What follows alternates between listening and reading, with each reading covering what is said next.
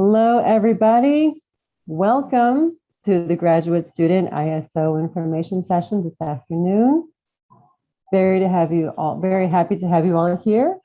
I am going to share my screen and we're going to start out with a video. Wake up, Rutgers. Let's get to work.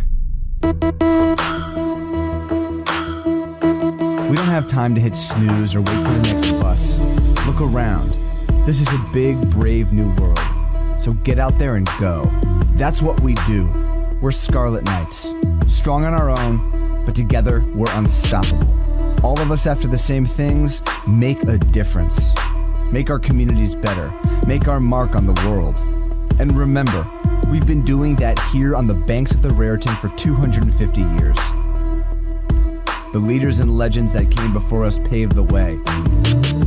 Now, the torch is yours. It's up to you to continue this legacy. Remember that. Almost 500,000 proud alumni sat in these classrooms. CEOs of Fortune 500 companies, visionary inventors, and media moguls. Those are big desks to fill, but we all start somewhere. Our passion and dedication make the world greener and cleaner, even if that means getting a little bit dirty. This is the Garden State.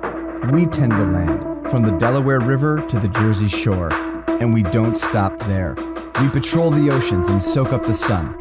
Those panels aren't just pretty to look at, they work. There's a fighter inside all of us. We fight for justice and human rights for all. We are activists.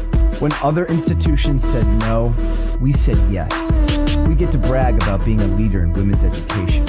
And here at Rutgers, everyone is welcome. Everyone can be themselves. Everyone has a voice. We're healers and innovators, scientific geniuses. We've collected a few of these over the years. And not to brag, but we did crack the cure to tuberculosis. It's kind of a big deal. Scarlet Knights are a political force that have shaped the nation. We've turned out plenty of governors and senators through the years, and a vice president too. Supreme Court Justice Ginsburg, yeah, she taught here. We're still waiting on a president though. Maybe it's you. We like your chances. All work and no play? Our play is work. We're performers and entertainers. We sold out Carnegie Hall. We danced at the Met. We won Pulitzer Prizes in literature. We've changed the face of television. At Rutgers, we build champions and bring home the gold. In 1869, a cloud of dust settled and we became the birthplace of a little thing called college football. We beat Princeton that day, but that was just the beginning. We went from the first football game to the first NCAA conference. In 2014, the Big Ten called, and we answered. We brought over 20 Division I programs with us. And these programs are strong, athletically and academically. We define student-athlete.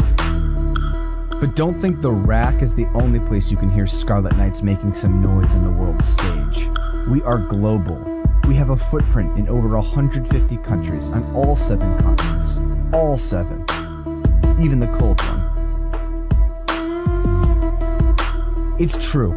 Scarlet Knights are everywhere. But no matter where you started or where you finish, you're from Jersey now. You're part of the family. Because let's be real, Jersey's our home. And Rutgers is New Jersey. Son of Righteousness, shine upon the West also. That's our motto translated. And it might be a little old-fashioned, but here's what we think it means. Rutgers brings New Jersey to the world, and the world to New Jersey. But we can't do it without you, our newest, brightest Scarlet Knights. Welcome to Rutgers. It's going to be a heck of a ride. And for you, it all starts today.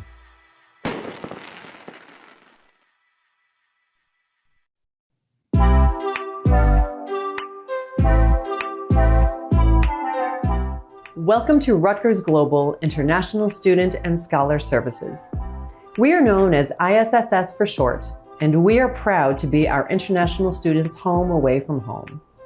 From presenting international student orientation to providing guidance on legal matters and even advising students beyond graduation, ISSS is here to accompany you throughout your journey at Rutgers.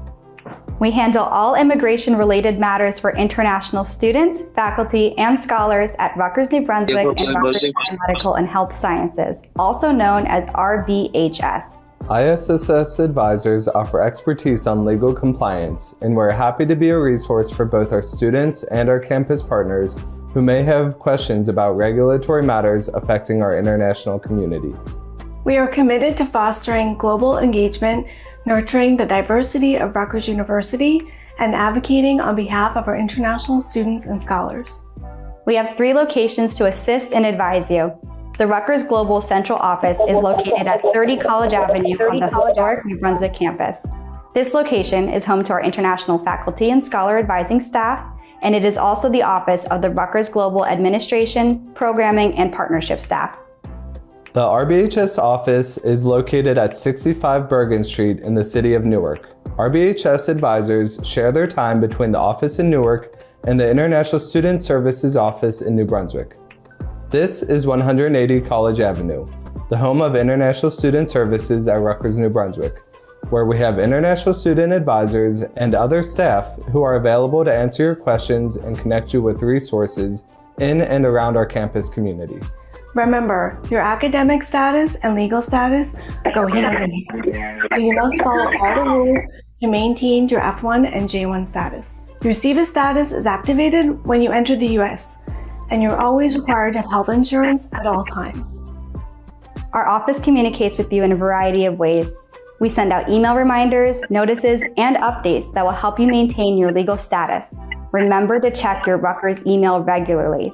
Also, our website provides comprehensive information for international students and includes instructions on how to best reach us.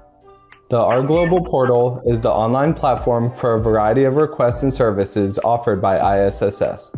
Students and scholars log in with their NetID and password, and they use the Our Global portal to submit e-form requests, such as new student check-in, reduced credit load authorization, and applications for off-campus employment. You will be using this portal right from the time you begin your F1 or J1 status at Rutgers and throughout your time here. Rutgers University hosts the International Student Orientation Program and facilitates cross-cultural programming for international students and scholars, as well as their spouses and children.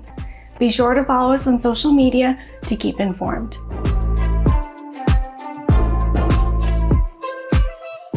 During a time when international students and scholars are faced with many challenges and uncertainties, Rutgers Global ISSS remains ever committed to providing holistic support and advocacy. We are so happy to count you as a member of our global community.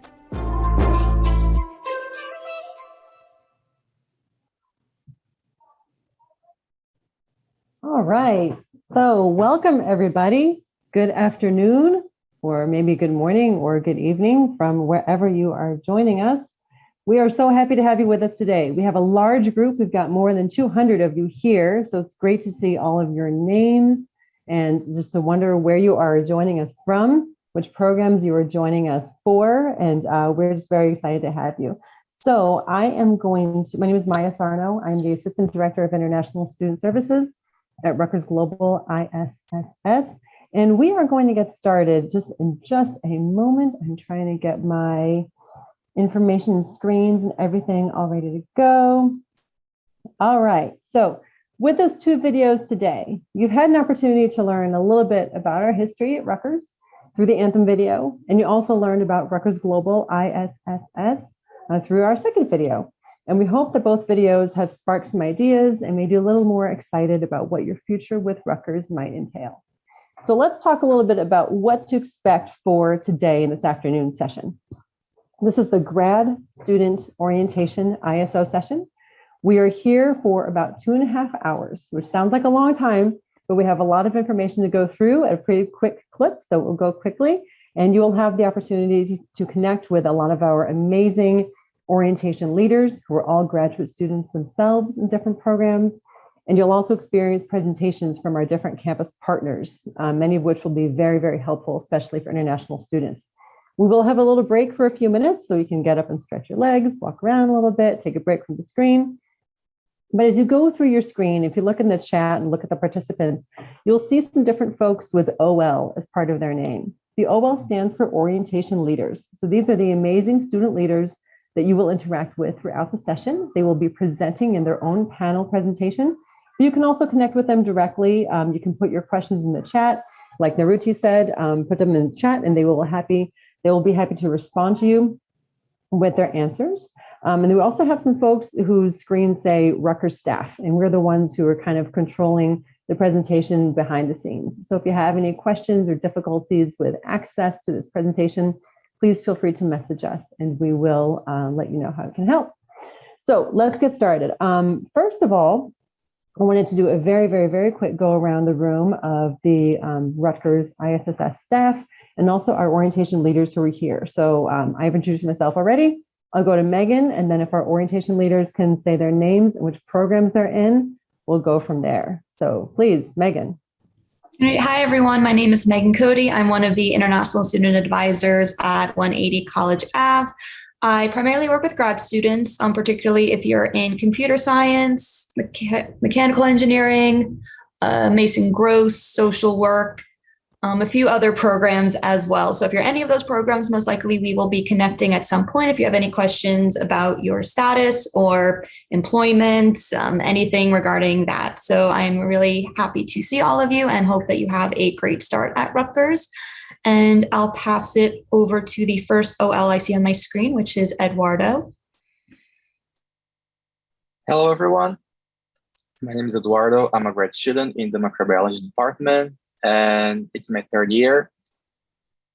And it'll be a pleasure to talk to you today and give a brief overview about the academic life at Rutgers.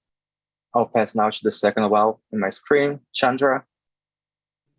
Thank you. Hello, everyone. My name is Chandra. I'm an incoming grad student in the School of Health Professions for a health informatics major, and I'm excited to get this started, and I'll pass it on to Zaishi.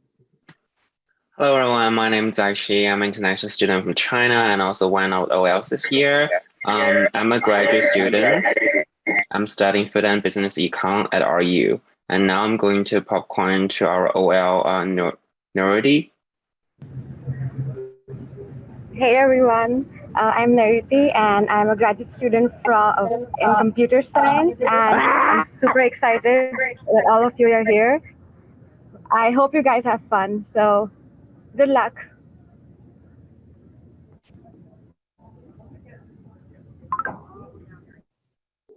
I think that may be it for all of our OLs. Are there any OLs who we missed? Okay, I think we've got everyone. So thank you, orientation leaders, for introducing yourselves. We look forward to hearing your presentation and to you sharing your knowledge with everybody here today. Before we go on, I want to learn a little bit more about all of you who are here. So we have a very, very quick, simple icebreaker activity. Megan, if you're able to share the screen, we'll go from there.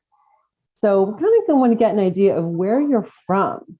So we have a map here and it says, where are you from? So if you can, if you're familiar with the annotate, I'm going to go ahead and mute everybody, excuse me. All right. Okay, so if you're familiar with the annotate function on Zoom, you have to go under, I think it says, hold on, the view options, and we can do annotate. Okay, so you can click, yep, I see someone's able to do it. You click on annotate under your view options, and then you can pick a stamp, and you can plop a stamp on the map of where you are from. So let's give everyone a minute to do that. And if you'd rather not use the annotate function and you want to just pop in the chat where you're from, that is fine as well, whatever is easiest. I'll give everyone a minute to do that. Wow, this is great.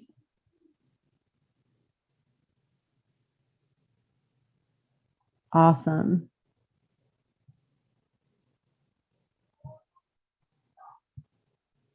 We're seeing lots of representation here, different countries, different continents. Wonderful.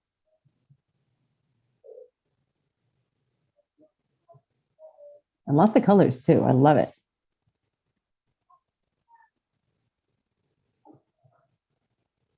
Great. And hopefully you're looking in the chat and maybe even see some people who are from the same place as you.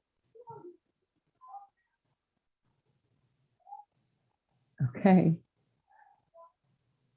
Awesome.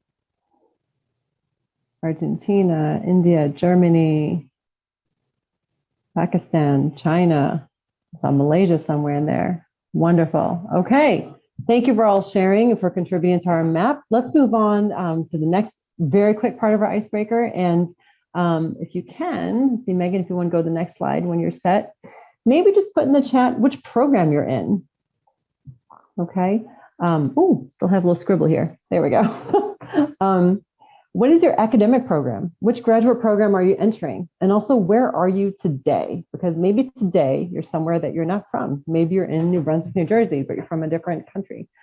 So, all right, great. It's just good to see what people are studying, what programs they're in. So I know it's kind of going at a quick zip right now, the chat, but when you have a chance later, you can scroll back up and see maybe who else is in your program. Awesome. All right. Lots of people in New Jersey so far. Lots of people who are far away from New Jersey. That's okay. We're just happy that you're all with us today. All right, so let's go ahead and move on to starting with what we call the meat and potatoes of the program today, which is the grad panel presentation. The graduate student panel will present first on their slides today. And actually, I guess now Eduardo can get prepared to share his slides. And so we're going to hear from them with some very useful information that they've compiled just for you. It's really the information that they thought was helpful for them when they were graduate students, and they want to share it with you.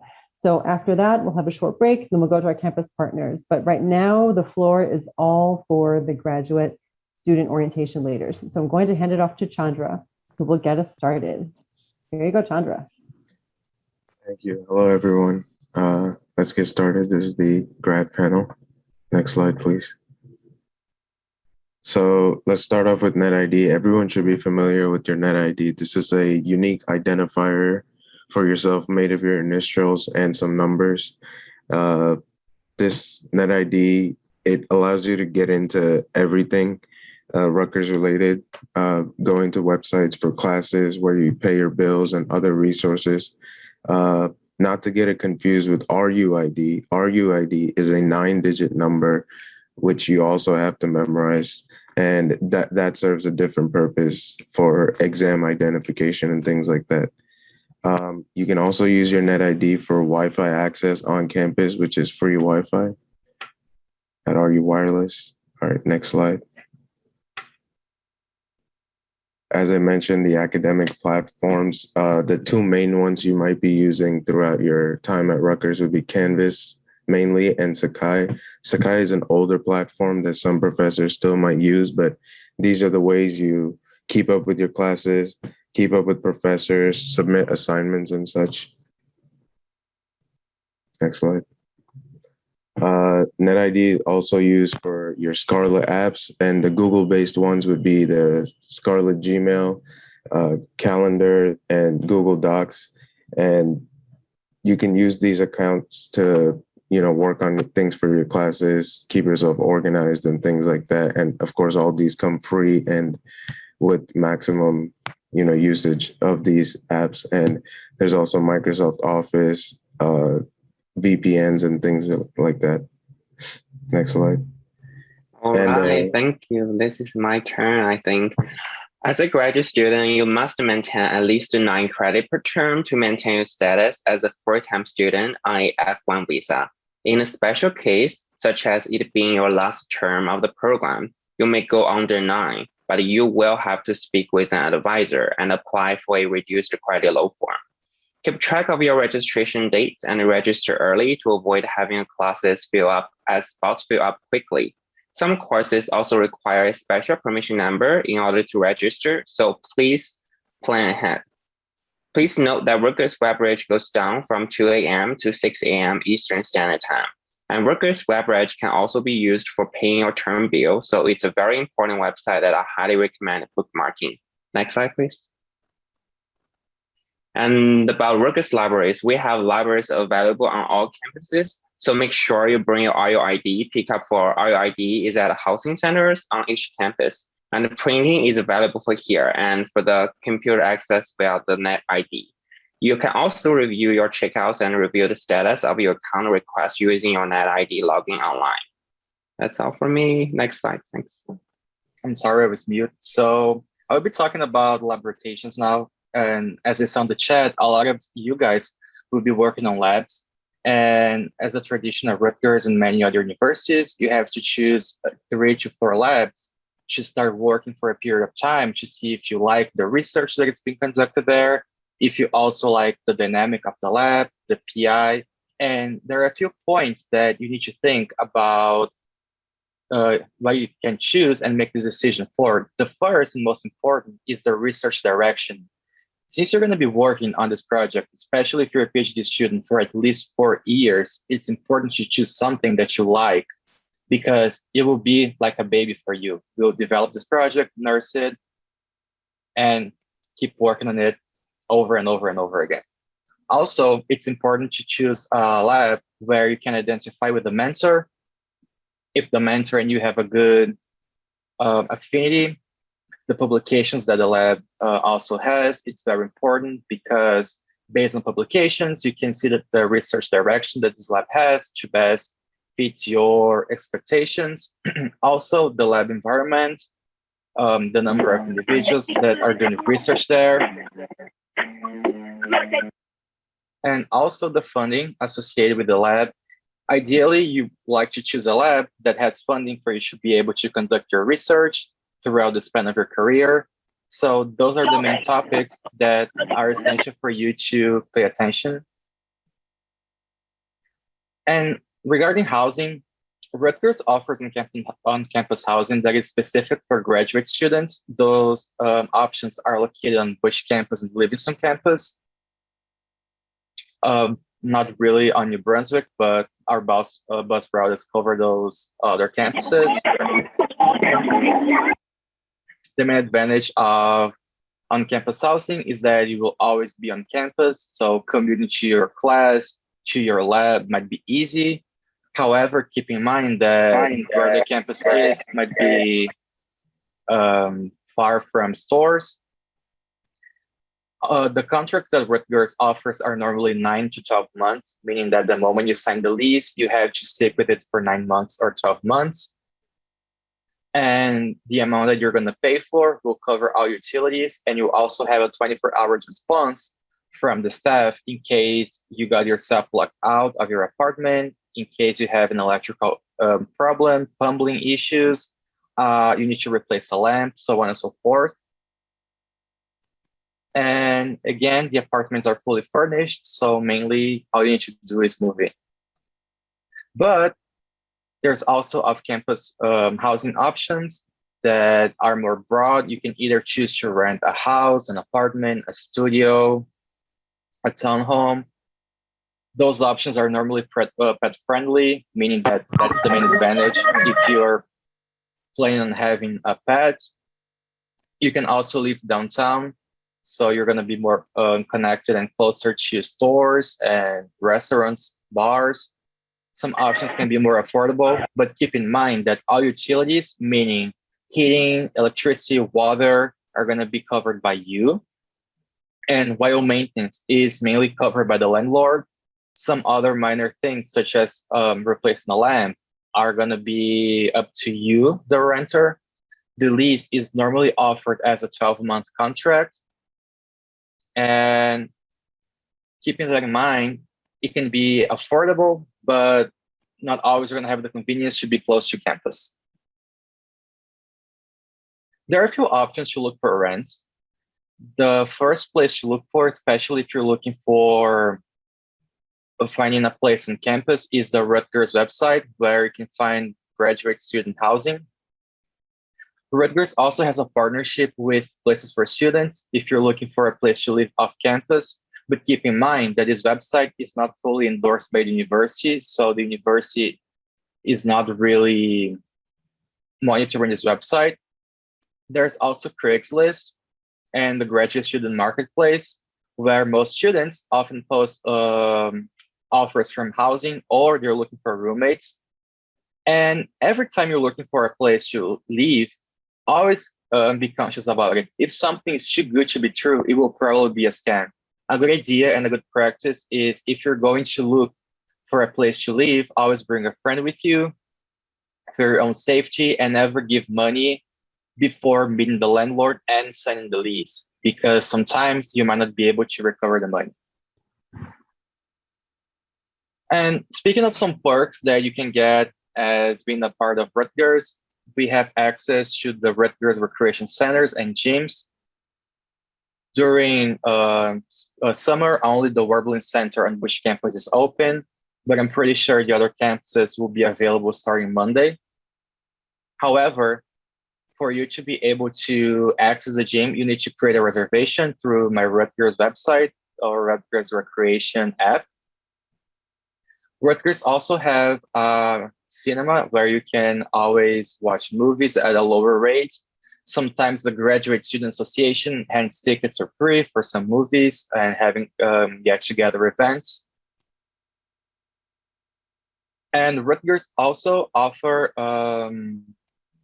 fitness and wellness classes where you guys can also register for spinning, for example, body pump, body combat. Those classes tend to get full pretty fast, so try to register or plan ahead, as unlike previous years, registration is required and you will not be able to access the moment you get on campus. And for those of you who have a car or are planning on getting a car, to park at Rutgers, you need a parking. To register and purchase a permit, you need to visit the parking portal. You need to have your vehicle registration with you. And keep in mind that unlike previous years, you will not get a sticker to add to your car. All the verification of parking purchase permit is made through your license plate. There are different ways for Rutgers students, for Rutgers TAs and staff, so keep in mind that too. And also, every type of permit has a specific parking lot that you can always check online on the Rutgers map or in the parking website as well. And now I will hand it over to Nairuti. Thanks, Eduardo. Can you go on the next slide? Yes. There we go. Yeah, driver's license. So this is one of the most important thing for international students because it can act as our state ID. And so there are there are several types of licenses that you can get. And those are basic moped and motorcycle. And the expiration is 4 years and minimum age is 18. But that will require you to give knowledge, vision, and road test. So if you want to take an appointment, you should hurry because I think it will be all jammed up for some time now. And it will act as a state ID, so it's really very important. Next slide, please. The documents needed it actually covers 5-point ID verification, and those will be covered through your primary.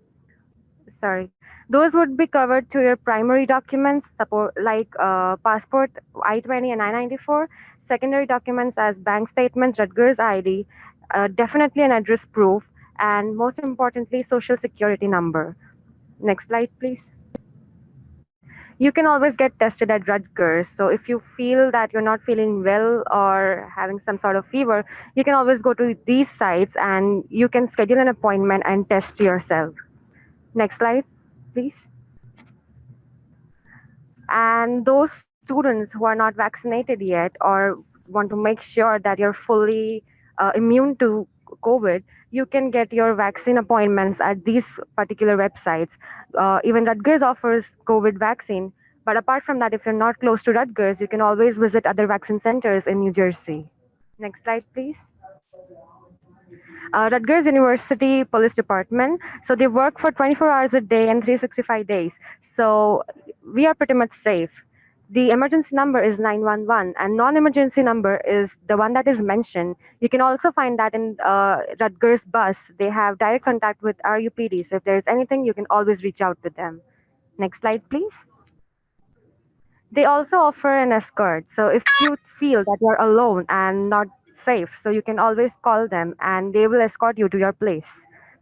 This is the entire slide for that. You can call them or you can also text them, which is in the next slide. So there is one, there is also an app for Rave Garden, and this is the way you can stay connected with them. It has a real-time chat, easy emergency communication, push notifications, and quick access to critical resources. Next slide, please.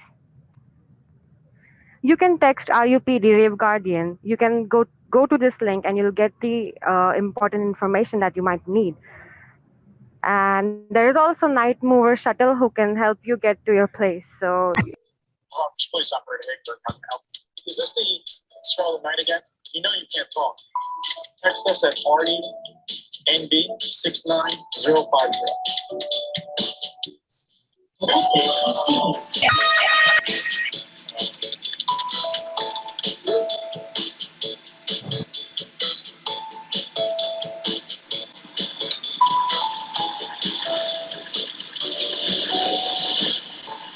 Good evening, Scarlet. Do you lose track of time studying again?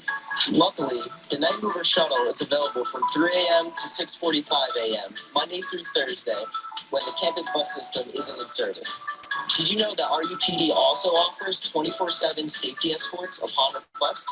Escorts are primarily walking, but can take students, faculty, and staff back to their vehicle, dorm, or campus transit system. To initiate a request, simply call RUPD at 732-932-7211 or text RUNB and your message to 69050. Are we going back?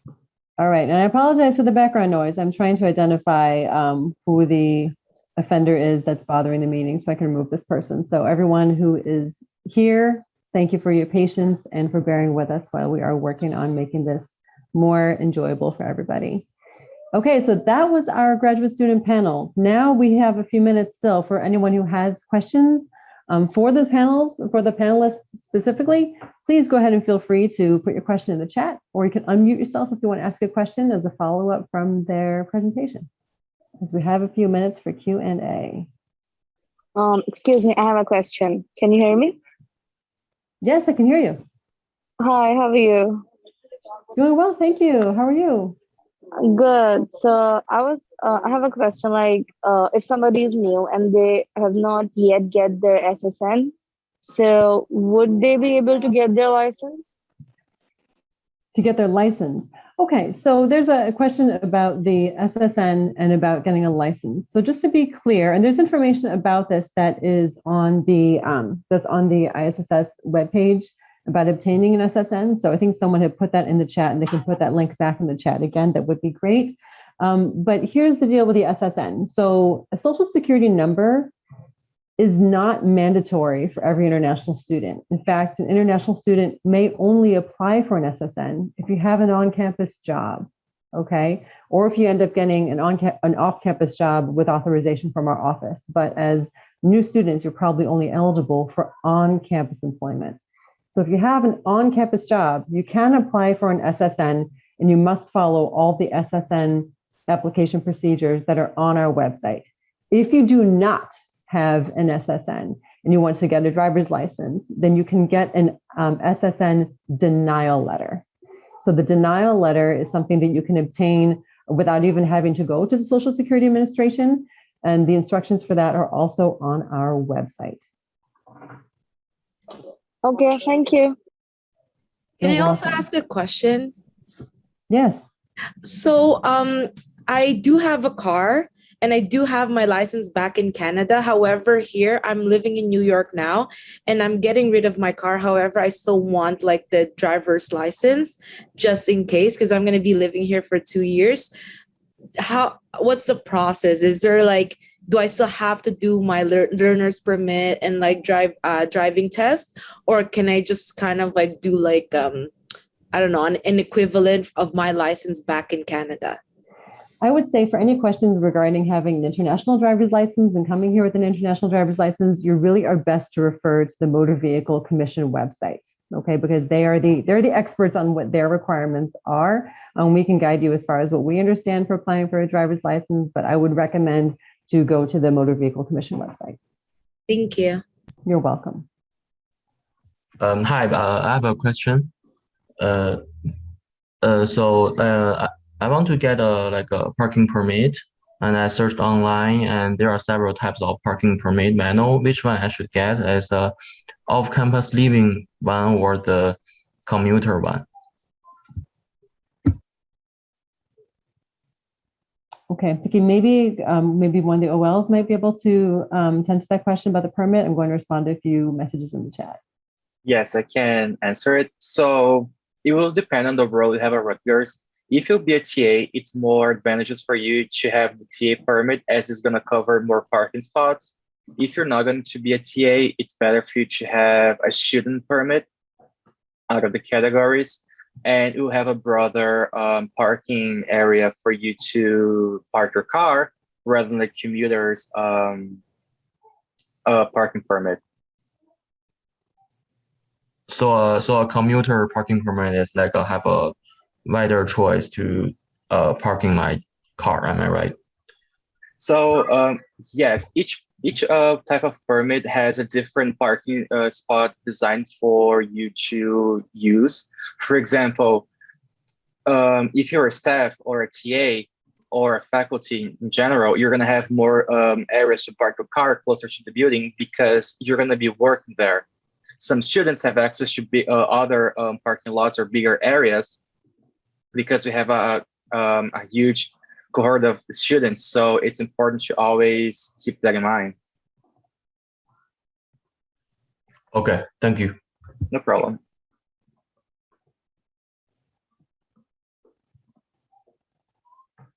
Great.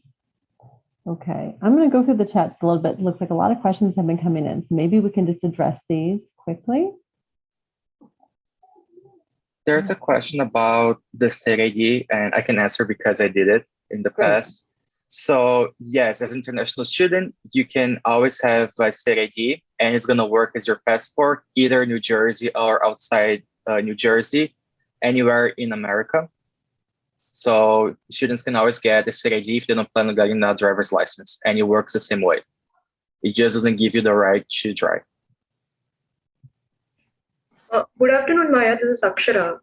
And this is regarding the SSN denial letter is accepted as proof of documentation for obtaining a license. Is that correct? Say again, you're asking if a denial letter is sufficient for, say it again? Is denial letter enough for getting the license as of now, since I'm yet to start my classes and get a on-campus job? So my understanding is that the denial letters are still being accepted by certain places that might need a denial letter. For example, maybe if you're opening a bank account and you don't have an SSN, they might accept a denial letter. But I believe the Motor Vehicle Commission has very, very recently changed their procedures that they may not be accepting denial letters anymore as one of the points of identification. But they have an affidavit that you can download from their website. We actually have this information on our website as well. Yeah, thank you. You're welcome. Hope that helps.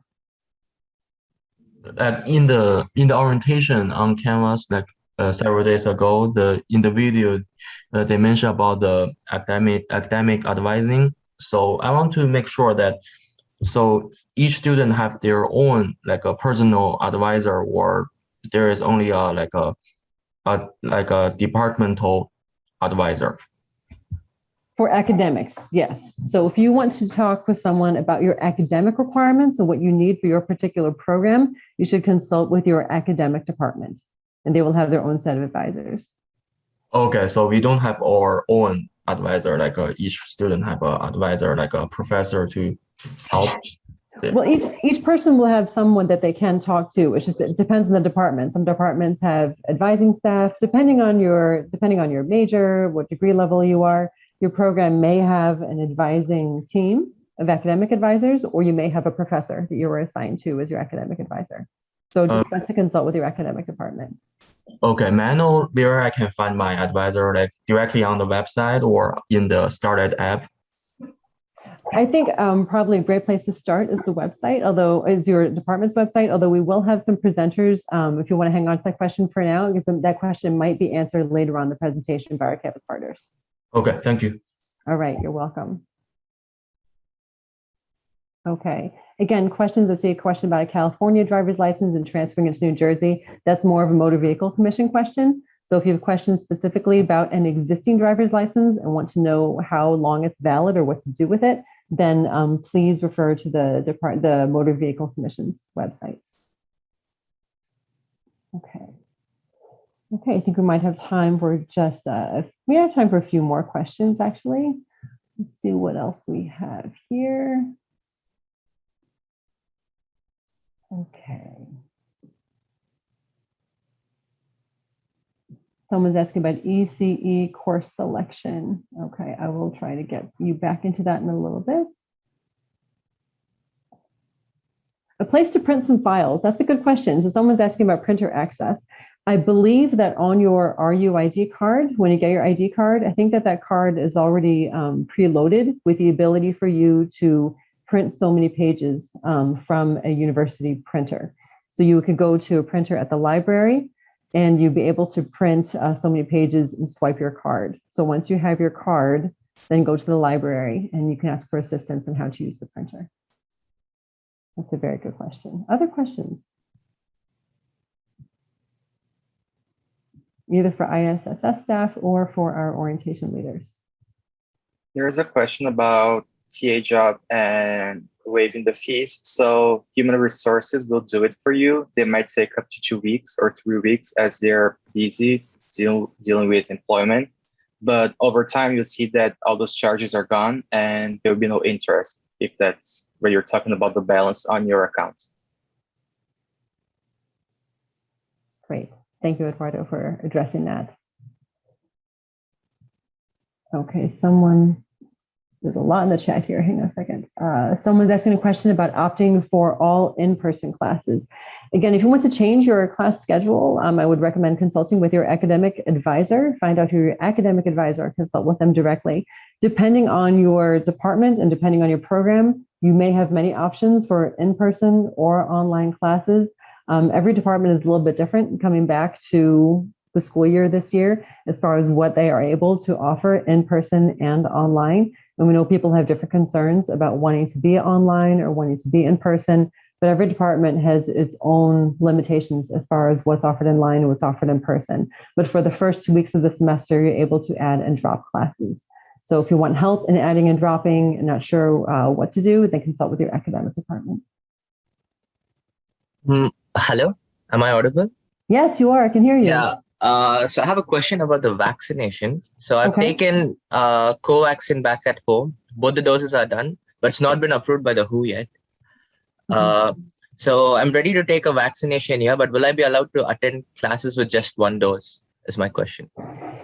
So every student has to be compliant with the university's vaccine requirement. And so if you don't have a WHO-approved vaccine, you need to go into your portal and upload proof of whatever vaccine you have.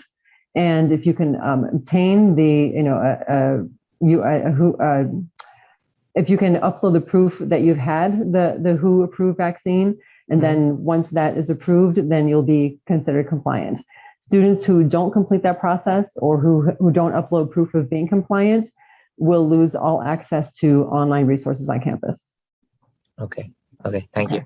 You're welcome. So again, just to clarify for people too, you'll never have to physically show when you walk on campus physical proof of your vaccine. Okay. What you need to do is go through the vaccine portal and upload the proof of the vaccine and be compliant with the university's vaccine policies.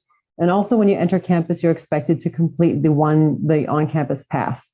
That helps explain where you are entering on campus in case any contact tracing is needed. So you'll have to do that every time you come to campus. Hello, am I audible? Yes, you are. Yeah, so regarding the vaccine, right? So the thing is, I'm vaccinated with both the doses of COVID vaccine and is WHO approved. The only problem that I face is I took a blood test for the MMR, all the titer reports. So in all of them, measles, mumps, and rubella, only rubella came in the gray zone. So the MMR was not mentioned as compliant. I just got my results, like the compliant and the non-compliant results, just last week. So the thing is, I'm traveling in a couple of days. So I was thinking I'll just take both the doses of MMR when I arrive at Rutgers. So would it cause any hindrance to my classes or any courses as such?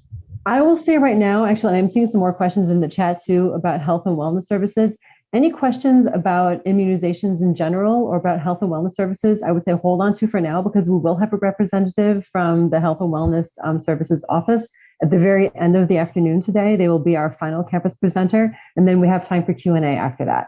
So I think that your question about your MMR and also about any general health and wellness services, those questions can be asked at that point if they haven't been answered during their presentation. Okay, thank you. Okay, thank you. Okay, I'm just going to answer a few more questions in this chat. There's a question here about applying for the SSN after joining the on-campus job. So if you get an on-campus job, as soon as you have that job offer letter, you need to work immediately with our office, with the ISSS, to get your Social Security support letter and to do the payroll forms necessary for onboarding you so that you can get paid. So don't just start the job, okay, without talking to our office. As soon as you get a job offer, come directly to our office by connecting with us online, and you can start the Social Security and payroll process. Okay, and there's a question about on-campus gyms. I believe the on-campus gyms are open already, but I'm not sure what their hours are. So I would say look at their websites for the recreation centers for their specific hours. Someone's asking about RUID cards. Okay, so if you have received an email, and specifically this is only for students who received an email saying that their RUIDs are ready for pickup at ISSS, you can come get them from our orientation information desk, which is the large tent at 180 College Avenue. And you can pick those up between 9:30 and 4 p.m. today, tomorrow, Wednesday, Thursday, and Friday of this week. If you're not able to get it in time, send an email to us. I'll put our email in the chat, and we can make arrangements for you to come get it from us. Okay.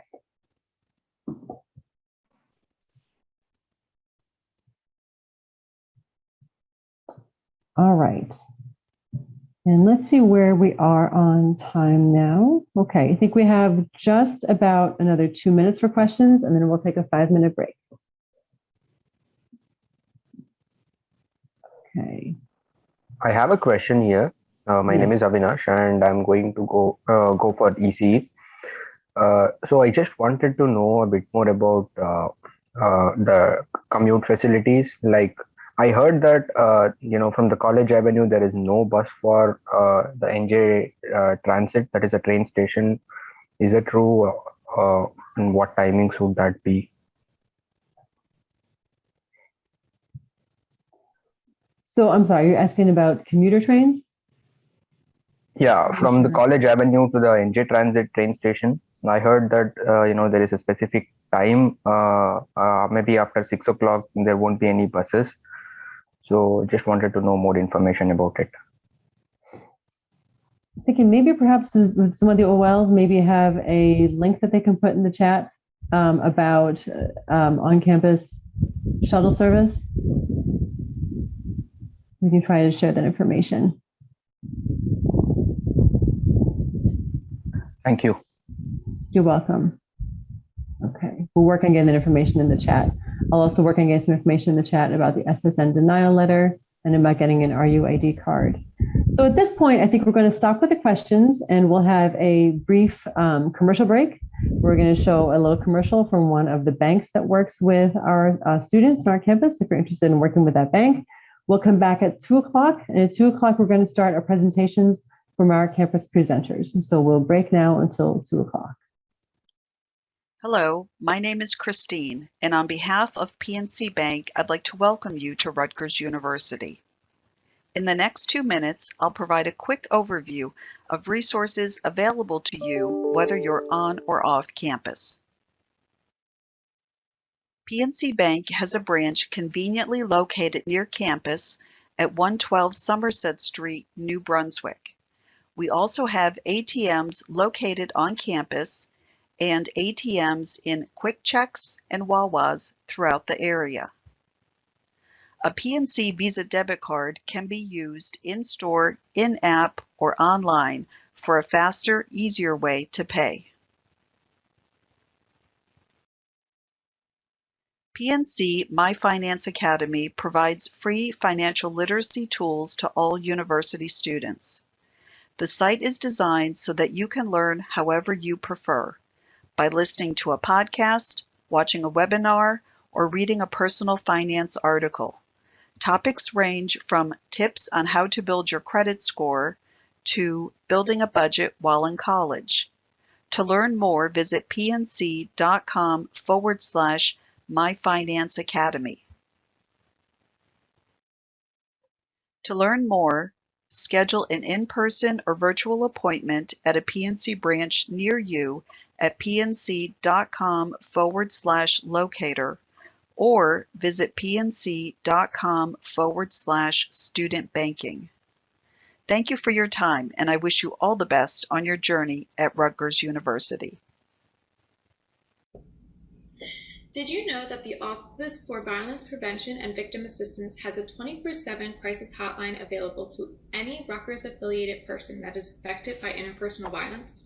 This means whether they have had experienced it themselves, witnessed it, or have had someone disclose an experience, they can call the hotline.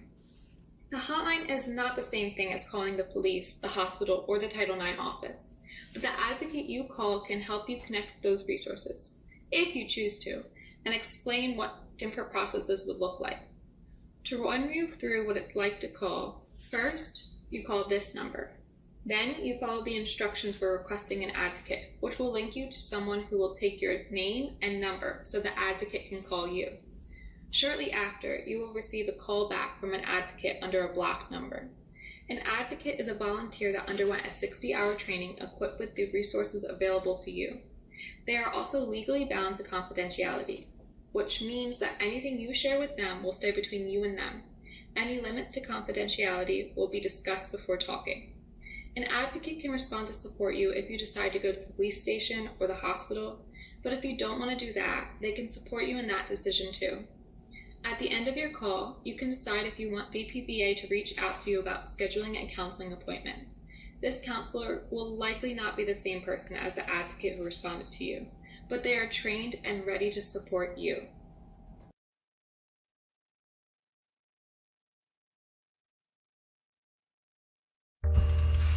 Hey there, Rutgers community.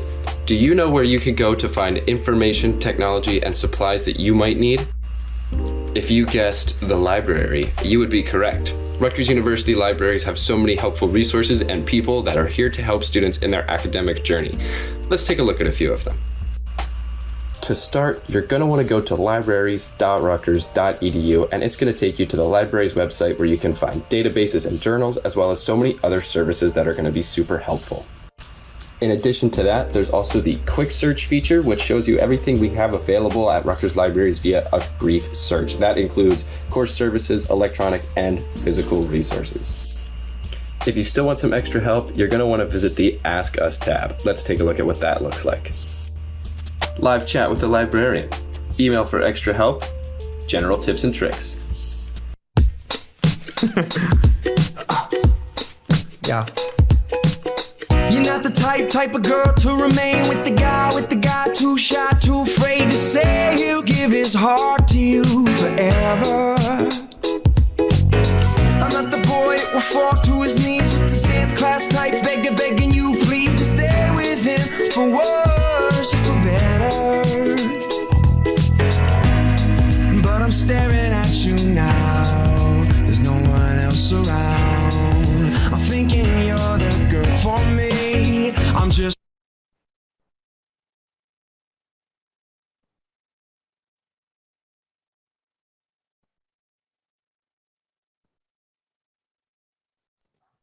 Okay, everybody. Hello, Sorry. my name is Christine, and on behalf of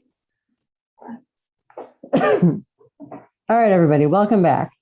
So it is 2:00. I hope you're able to stretch your legs a little bit or take at least your eyes away from the screen for a few minutes during that small break. Now they know a little bit about our campus, some other resources on our campus that you just heard about in the commercial.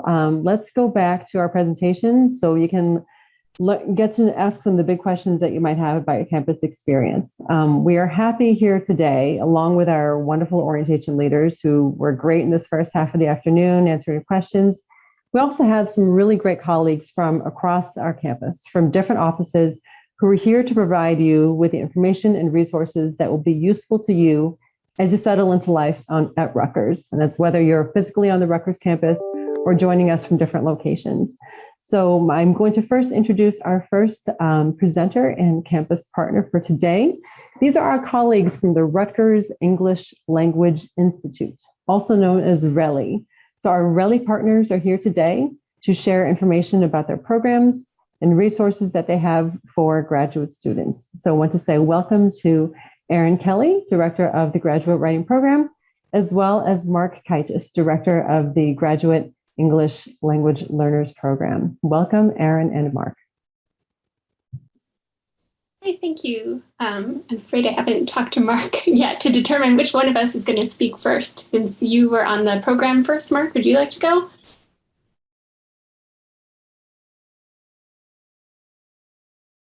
Or maybe we're still waiting on Mark, in which case I'm happy to go ahead and tell you guys a little bit about the graduate writing program. Okay, let's see.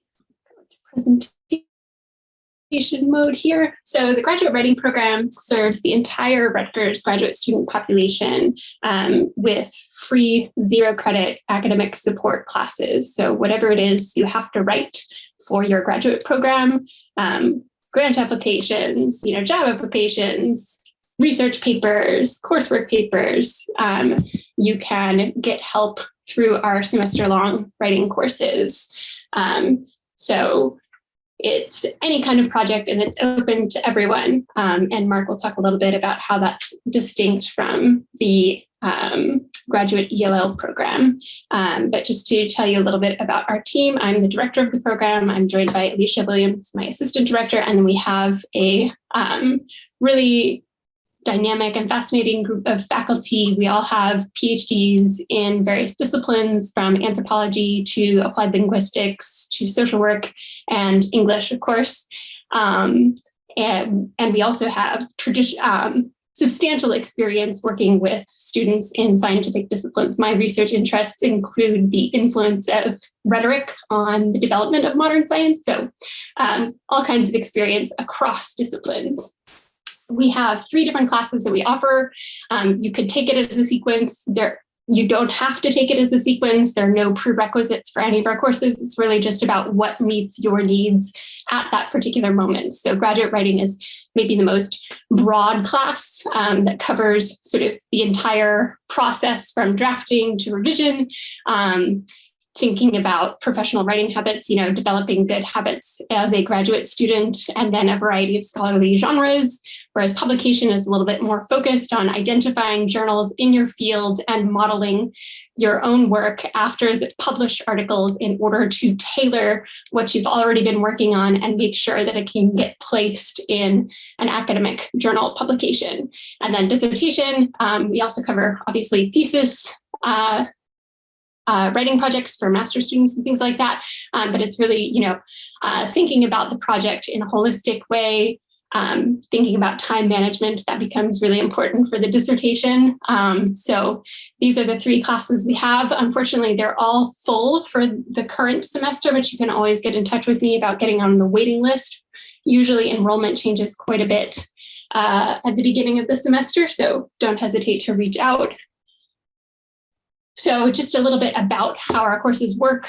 As I mentioned, any discipline, everybody is welcome. So you get to have a chance to meet other graduate students from other programs and kind of find out what you have in common across all sorts of different disciplines. We meet as a group 8 times over the course of the semester, and then twice with your instructor in a one-on-one meeting to just talk about your own individual writing project. So it's a lot of individualized support, but it's also not a lot of pressure on you because we do not assign any additional work. It's all you just bring in whatever it is you're working on, and then you get a chance to sort of workshop that and refine that. So the satisfactory and unsatisfactory grade is just entirely based on attendance. And then our curriculum, I like to think of it as having 3 pillars. So we think about the genres and styles of academic writing on various scales from micro to macro. And then we think about, the cyclical stages of the writing process, right? Because, you think of it, oh, I'm going to draft something, then I'm going to revise something, then I'm going to submit it. But it's not usually that simple and linear, right? You have to go back and re-revise and rethink. And so we talk about the natural stages in that process. And then, as I said before, we think about sort of professionalism and developing healthy writing habits because, right, as they say, graduate school is a marathon, not a sprint. So you want to make sure that you have the endurance to get through that. And then in addition to our courses, we also have some additional programming. Every semester, we offer a few writing productivity workshops. These are just open workshops where you come in and think about a specific topic related to getting your writing done. Over the summers, we've been developing sort of student-led writing support groups. So you just meet virtually with other graduate students to get writing done. We have a recurring event called Reading as Writers. And we're hoping to bring back the Distinguished Speaker Lecture Series this year. The last one was canceled due to COVID.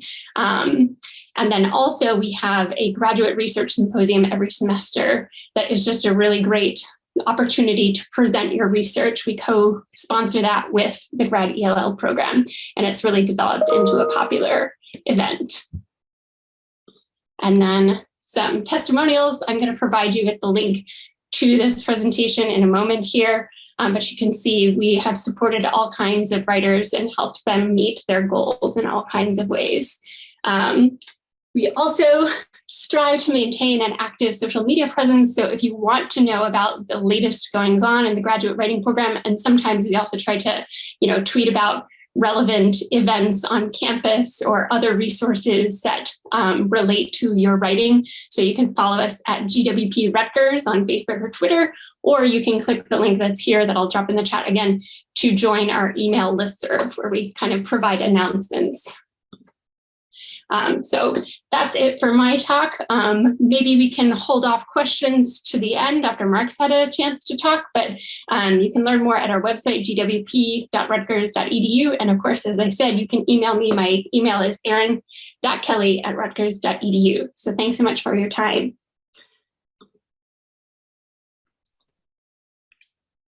Thank you so much, Erin. We appreciate the presentation. And Mark is with us, I believe. Yes. Hi. Hi, Mark. Hi. So I don't have a whole lot to add, but I don't have a formal presentation, but I just wanted to tell you a little bit about the graduate ELL program. We are within the broader Rutgers English Language Institute. So the mission broadly of RELI is to support international multilingual students, pre-undergraduate, undergraduate, and graduate. So the graduate ELL program within RELI really focuses on the multilingual international student needs, which are typically, as you know, writing, but also, academic discussion and presentation skills, cultural transition to the American Academy. So our courses are also like Erin's in the grad writing program. They are free. They are open to students. They are non-credit. And we currently have some openings in courses. So in terms of what our courses provide, we don't really, make big distinctions between writing and oral communication, because a lot of those needs that students are facing are sort of both written and spoken, typically. So we provide support courses that are focused on academic, research, and professional writing and oral communication. Let me just drop in our web address here in the chat. And so, as I mentioned, sort of one of the distinctions about our program is that we do provide a lot of sort of discussion and presentation skills support. We also provide pedagogical preparation for international teaching assistants. That's kind of a big part of what we do. And we have courses sort of designed as what we call studios, which are essentially one-on-one conferences and small group meetings with the instructor where students can provide feedback with each other and get feedback from the instructor. So those are called studios, and we also have those available.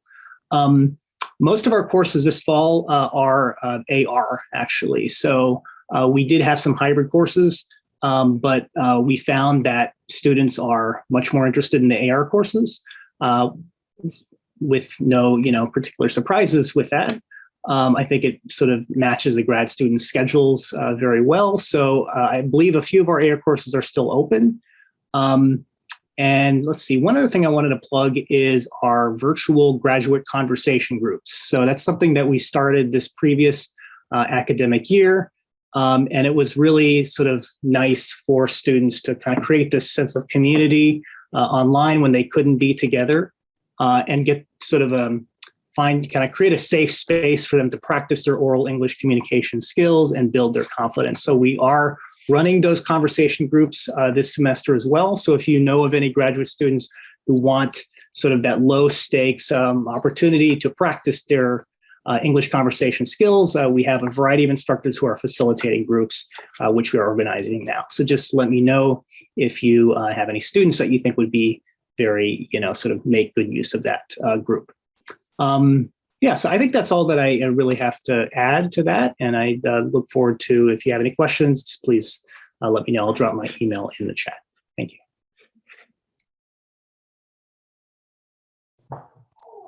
Mark, thank you so much. We appreciate all of the resources that you and Aaron shared with us. And now I believe we will have Connie Wu joining us. I believe Connie Wu is joining us. Connie Wu is not here. I think she did the morning section. So I'm Mei-Ling Low. I'm here for the libraries. So whenever you think you're ready, I can actually get started. Thank you, Mei-Ling. I appreciate it.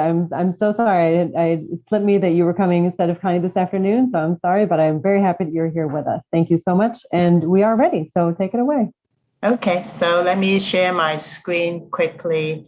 I don't have a canned presentation, but I would like to introduce myself first. I'm going to talk about the library resources here at Rutgers in the next 10 minutes. And here's my name. My name is Mei-Ling Low. I am the science research librarian here at Rutgers. And you also see my email address, which is very, very short, I have to say. It's mlo@rutgers.edu. And it's really easy to remember if you like mango, lemon, and orange, because it starts with MLO at rutgers.edu. So M for mango, L for lemon, and O for orange. I don't have a PowerPoint presentation because I want to take you directly to our library resources here. This is our library website, and you can access this website anywhere you like. You can do it from another country, or you can do it in the United States. As long as you have legitimate Rutgers NetID, then you'll be able to log in. Most of the time, we won't ask you to log in because as long as the resources are freely available to you, we don't ask for your credentials. But the minute that we notice that it's something that we pay for, the publishers or the vendors will require us to make you log in. By then, you will have a prompt to put in your NetID and password. So this is the website, and it is actually brand new. It was just launched last month. And I'm not going to lie to you, I'm also finding my way as well.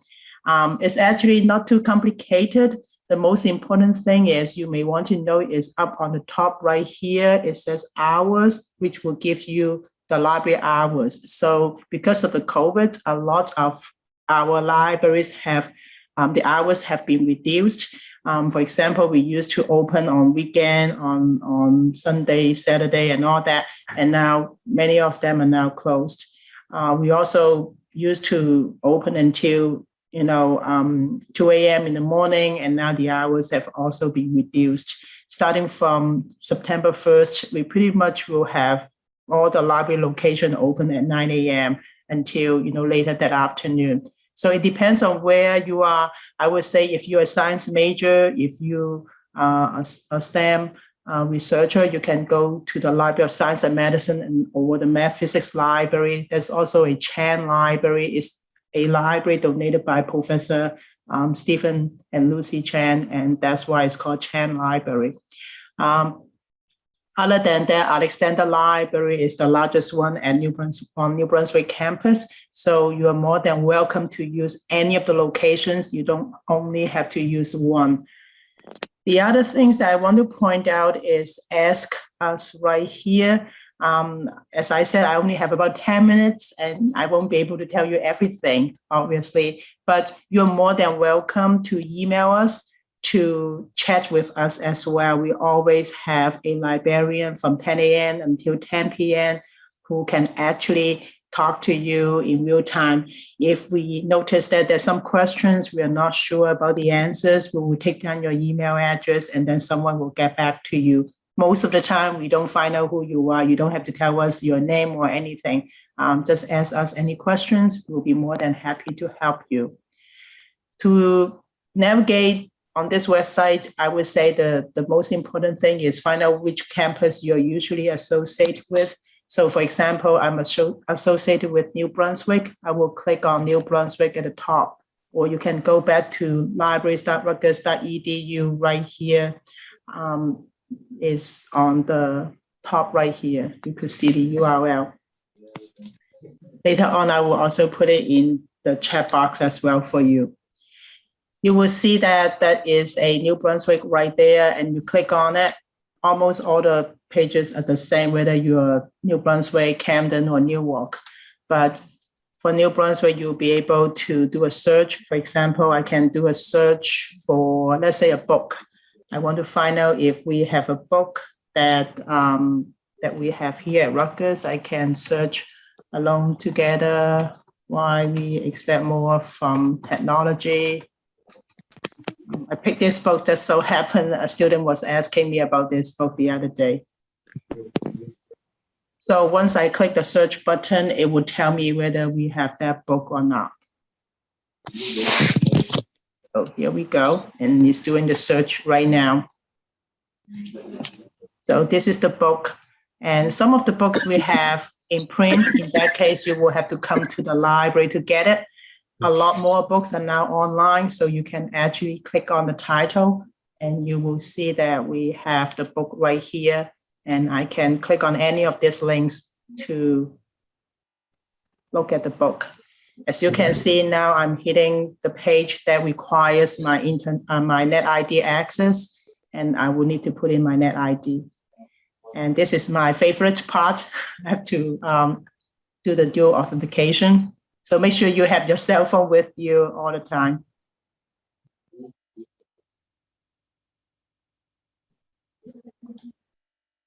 So this is the book right here. If you want to read this book, you can read it online or you can download it. The easiest thing, believe it or not, is to click read online. Even if you want to download the book, just click the first link. Read online is much easier. So once you click that link, the book is actually right here. You see the title, the book cover right here. I can also reduce the size if I want to. And I can also look at the table of contents. If I want to see, let's say, chapter 10, I can also do that as well. At this point, you can download the pages. You can download as a PDF. You can download it as a, you can print it out as well. Sometimes we may not let you download the entire book in one attempt. You may have to go back in, log in, and then download, multiple times.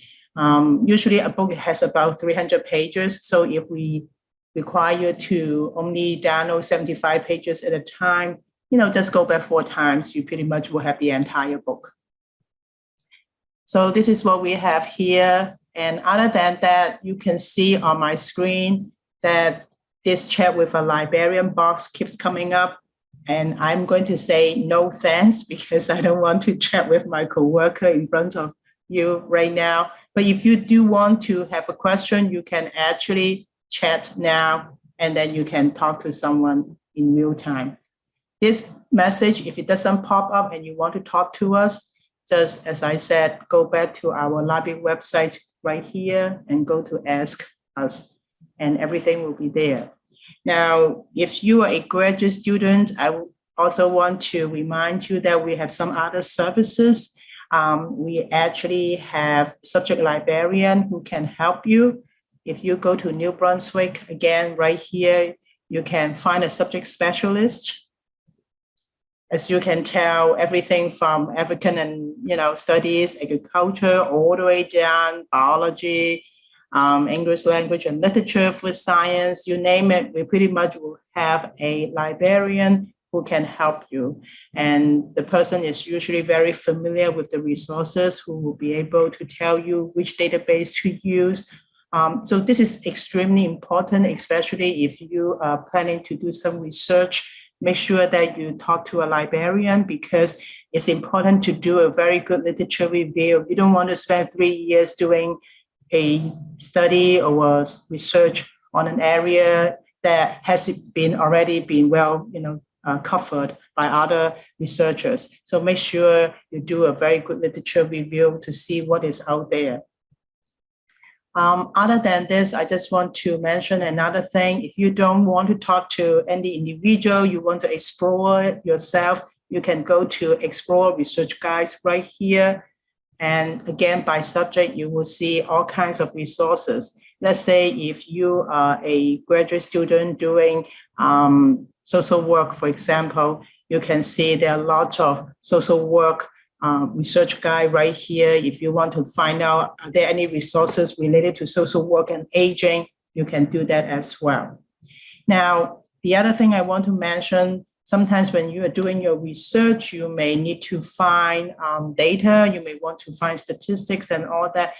A librarian like my coworker Meredith will be more than happy to help you. So make sure, don't try to tackle all the problems yourself. I would say when you're on campus or when you're studying, a librarian can be really your good friend. And so make sure that you take advantage of this opportunity and talk to us. Now, we don't always have everything here at Rutgers. If that is the case, you can always request interlibrary loan. Interlibrary loan is actually free if you're a Rutgers student. It takes about 2 to 4 business days to request a book. For journal articles, it's actually very, very quick. You can actually access any journal, request any journal articles, and we can try to get it from another university and then have it sent to us, sometimes maybe within a few hours. So just go to request and borrow, and you will be able to request materials. Just make sure that after you get the email telling you that the article is ready for pickup, download it or print it right away, because after 3 weeks, we have to take it down because of the copyright issue. And then by the time 3 weeks later, you want that article, you will have to request again if you have not downloaded the article. So make sure that you actually, when you get an email, download it right away. So that's pretty much what I would like to tell you. The most important, I would say, the search box is right here, quick search, which will really allows you to search for books, allows you to search for a lot of other stuff. By the way, we also have subscriptions to New York Times and Wall Street Journal. Personally, I actually download the New York Times app and also the Wall Street Journal add on to my phone as well. So every morning before I even have a chance to brush my teeth, I would have all this alert or notifications, and I can actually read the articles in full text because Rutgers, the libraries have already paid for the subscriptions. So I strongly encourage you, if you're interested in reading of those newspapers, make sure that go to search a subject-specific database, and then just find, let's say, New York Times right there.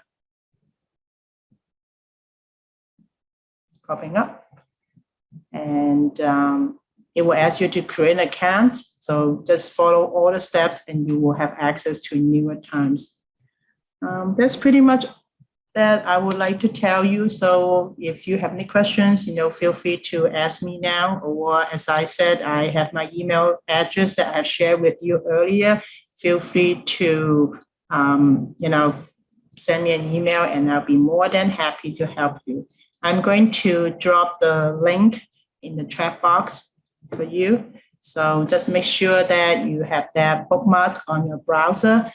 We always put on libraries.rutgers.edu is plural because we have over 7 libraries at New Brunswick, and then we have a total of 20 libraries and centers throughout the entire Rutgers University. So make sure if you don't have a bookmark, just type libraries in plural form and you'll be able to get to our website. Thank you. I think there's a question where we click download the book, it says create account. This account is exclusive of our NetID. When you go to ProQuest eBook Central and then click download the book, it will ask you to create an account with with ProQuest, the company. And that is why I find it really annoying personally. And that's why, if you remember, I told everybody to click the first link, read online. I know it's misleading. It should have say read online and download the ebook, but read online actually is so much easier. You click on it, you have the pages on your screen, and then you print it, you download and do whatever you want. And then you don't have to worry about creating an account, because download that ebook, you also sometimes will have to download another software called Adobe DC. And it's just another extra step. And I'm kind of lazy. If I don't have to do it, I don't want to do it. So read online is the best button or link that you should click on. Mei Ling, thank you so much. This is You're really welcome. helpful information. I appreciate you circling back to give them the useful tips also of how it could be misleading, but I think that you guided them in the right direction. So thank you so much for your time today, and thank you for joining us. Thank you. Thank you. It's so great to know about the wealth of information that we have available to students through the libraries. I mean, 7 libraries alone on the New Brunswick campus is pretty phenomenal. So that's great. So I hope you got to take away some helpful tips from her presentation. Next up, we have Dean Mark Schuster from the Graduate Student Life Office.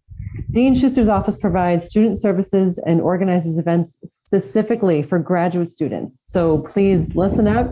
He's going to have some great information to share with you, and they are a wonderful resource. So take it away, Dean Schuster. Hi, everybody. Can you hear me? Okay. I'm going to answer a couple questions that I watched for the last hour that I want to answer those. Then I'm going to show a video. Then I'm going to answer whatever questions you have after that. Hopefully I can do it all in 10 minutes. One is a question about driver's license. I haven't driven a car in 16 years and I have a driver's license. I would recommend as a form of ID that if you have one, not to get rid of it. Related to what state or country, that one now in the US, if it has a red star, it means you can use it flying from state to state. But what matters is master's versus PhD and whether you're well funded by your department. And what I mean by that is you want to be established as an in-state tuition as quickly as possible.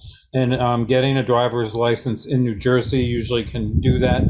Getting an address in New Jersey as quickly as possible can do that. If everything's paid for and it's not important to you, then that doesn't matter. I heard the question, yes, there's 14,000 students, and no, there are not 14,000 specific advisor for every student. What it means is that there's an academic advisor that is per department. And I'm going to put my website, which is grad student, let me change that from a person to everybody.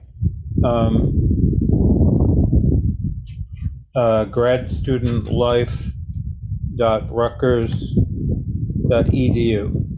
And the reason I'm mentioning that is that there are tabs at the top, and one of them is school support. There are 36 programs, 26 schools, and that there should be either a website or a link to a dean or an advisor per your school, which you can do over the weekend. Some people are not being able to do things because officially school doesn't start until Tuesday.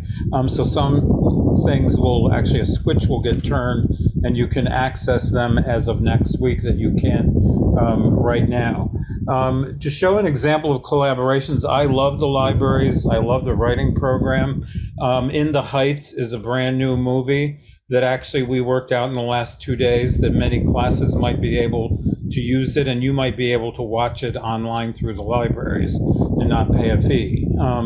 So that those are some of the things. What I'm going to do now is, if we can share my screen, I'm going to show a video. So if you could give me the share, I'm going to show the video, which does an overview of my office. So hopefully. Hey, Dean Schuster, you should be able to share. If you can go to the bottom, can you? There you go. Great. And this time, can you hear it? Yes.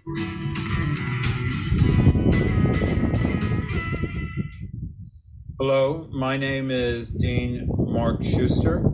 I am the Dean for Graduate Student Life in Rutgers, New Brunswick. I am not a Dean of Graduate Student Life in Camden or Newark, but I do work with all schools and programs in New Brunswick. I am not an academic dean, even though I've played that role. That we have a website that you'll want to go to that gives more information. It's graduatestudentlife.rutgers.edu, and there's some tabs at the top, and one of them says school support. So that if you have academic questions, I'm not the right person, nor is Ariel, who's about to introduce himself, for academic questions. You should go to your school, see who the contact persons are, and you should always have a conversation with your academic advisor first. We can help connect you, we can help refer you, but we don't make those decisions and don't have any oversight. So that we're going to talk about who we are a little bit, what is the function of the office, and we're going to discuss some of our signature events and what to expect in some ways that you can get involved. I'm about to introduce Ariel Chun, and he will correct me if I mispronounced his last name. He will discuss his background and his role as the coordinator of Graduate Student Life.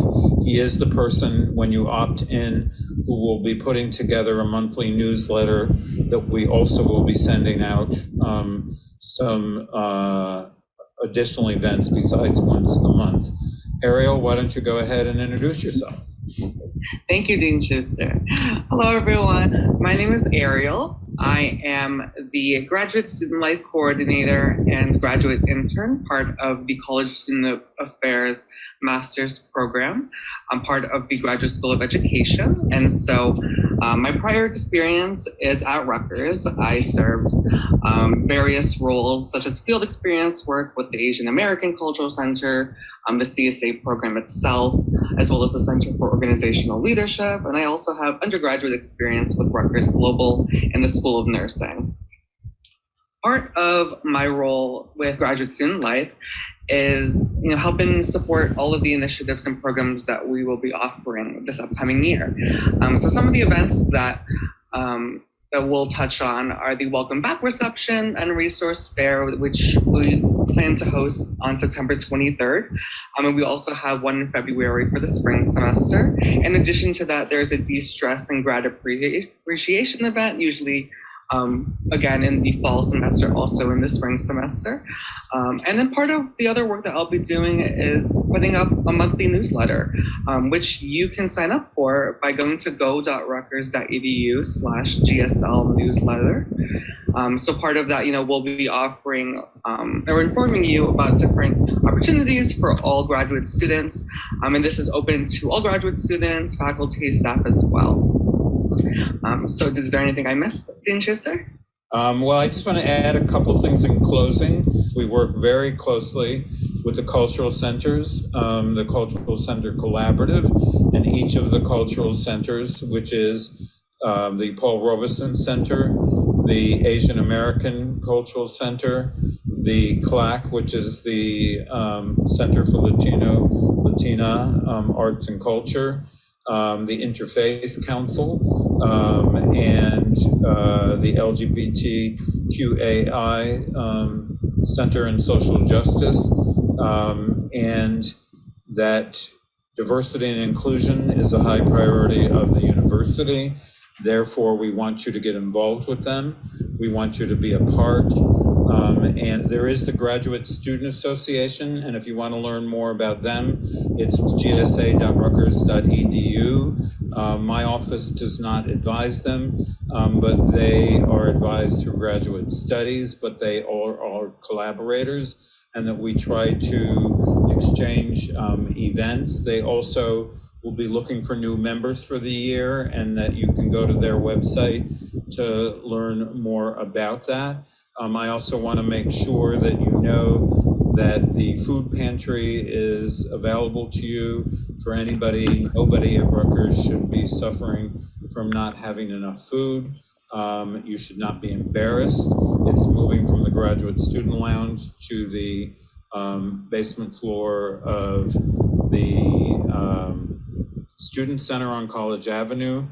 You also should know that they assist with off-campus apartments that you might need help, to know that they have vetted some of the criteria and have a really good website in the off-campus and community partners to help you find housing. We also can work with you through them, or letting you know if you wanted to move on campus at any point. So I think that's enough for now. Ariel, can you think? I think that's great. I think that's it. And I think we want to welcome all of you to the new year, and to make sure that you sign up for the newsletter that Ariel will make great. So we look forward to seeing you either virtually or in person on the 23rd. And we welcome you to a great year.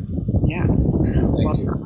And have a great rest of your year. And we hope to see you at our events and to hear from you soon.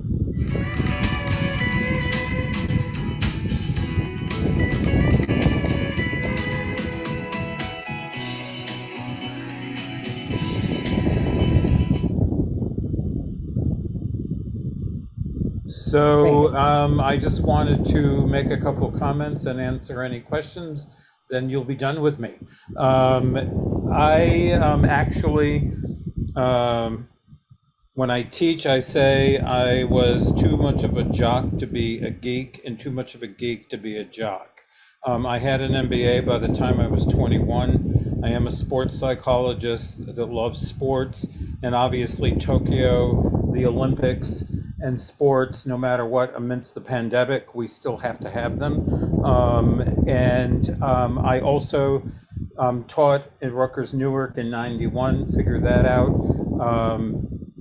Grad students that now their daughter is a third-year medical student. So if I'm teaching somebody's grandchildren, I need to retire by then. But I have taught lots of people's children. And so you see how complicated this place is. One of the reasons I'm in this position is things move like crazy. Things are complicated. And we also try to have fun and connect people to get out of your head, get out of your program. Also to recognize that you might have started as a single.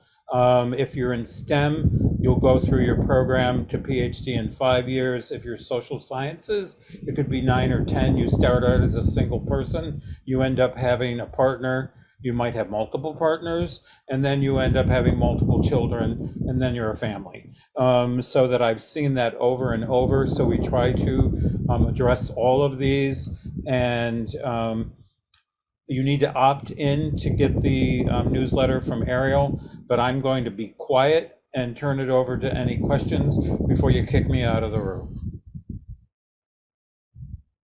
Are there questions? Please feel free to drop questions in the chat, or you can unmute yourself if you like, if you have a question for Dean Schuster.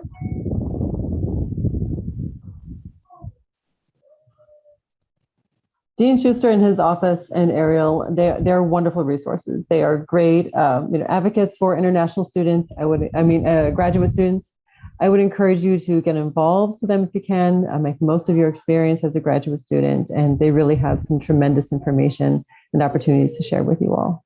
So I just want to make one closing comment. I actually went to McGill as an international student. I believe everybody, that's how that we sort of reduce both violence and hate and improve social justice. And remember that our program that we hope to see you is on September 23rd. And have a great week.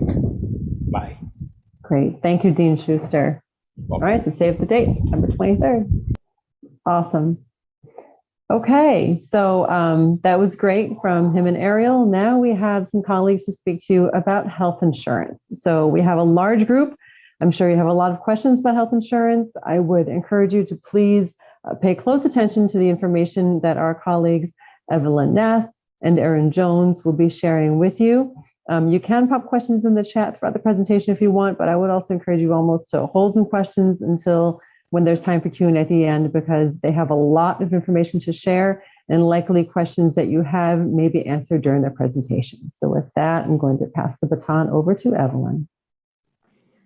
Thank you, Maya, and welcome everyone to Rutgers University. Next slide, please. As we continue with this presentation, Erin and I would be sharing. So first, I'm going to speak about the enrollment aspect of the health insurance. As you see on the screen, we have step 1, which is to register for classes. Once you register for classes, you wait 3 business days to complete step 2. And I want to point out that there's no need to wait on the term bill. Once you register for classes, you wait 3 business days, you can definitely proceed to step 2, which is either to waive the health insurance or enroll. Erin will speak about the waiver requirements, and the entire process. I'll proceed with the enrollment aspect. Next slide, please, Maya.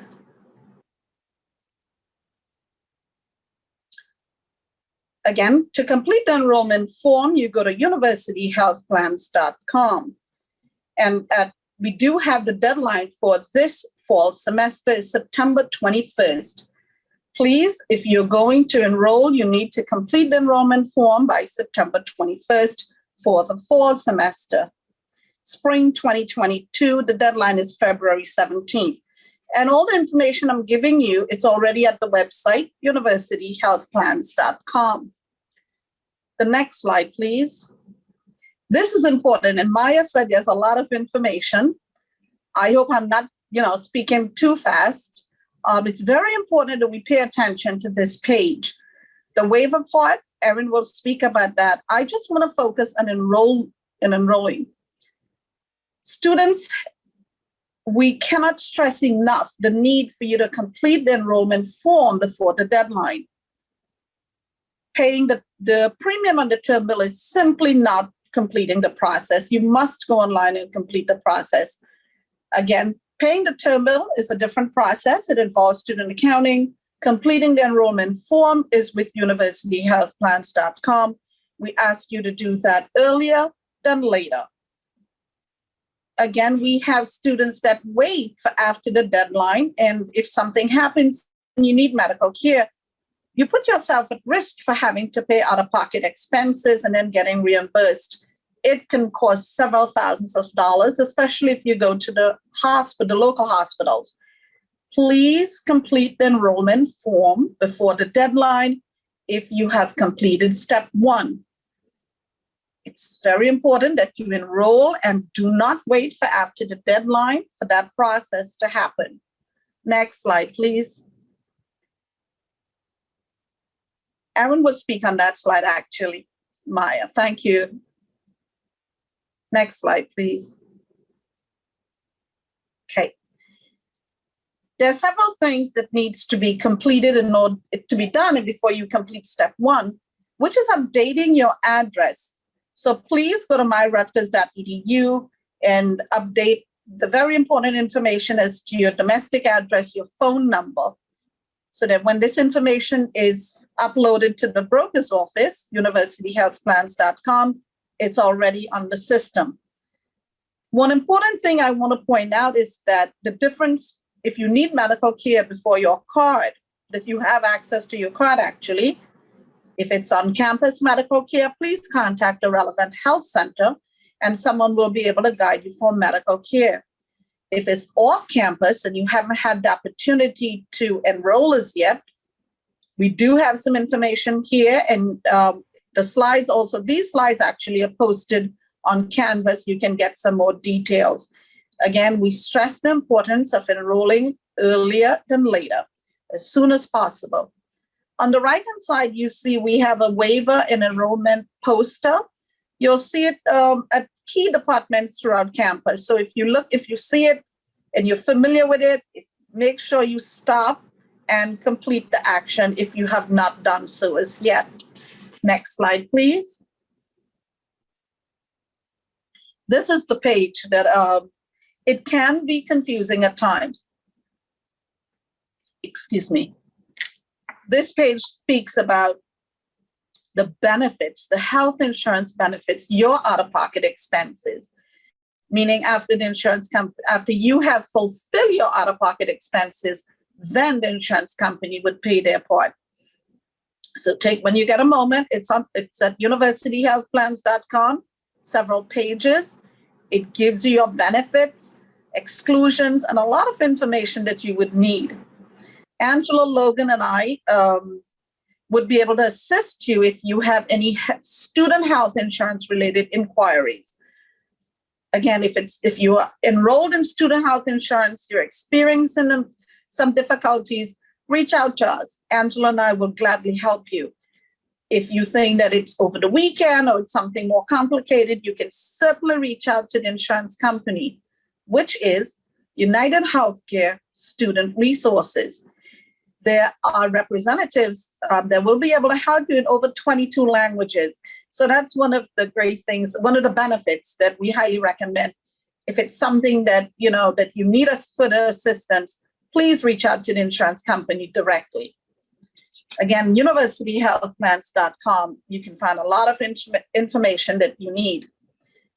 Next slide, please. The dental and vision plans are optional. So besides purchasing, let's say that you enroll for the student health insurance plan and you need dental or vision coverage. It's optional. It's a different deadline than the medical plan. Please visit universityhealthplans.com for more information. The premium is not included on the term bill, so that's something you would have to pay directly to University Health Plans. There's an email address and a phone number in case you need assistance about enrolling. You can contact University Health Plans directly and someone will be able to assist you. And at this time, I move over to Erin. Erin can speak about the waiver. And thank you so very much for being part of Rutgers University. Erin, are you ready?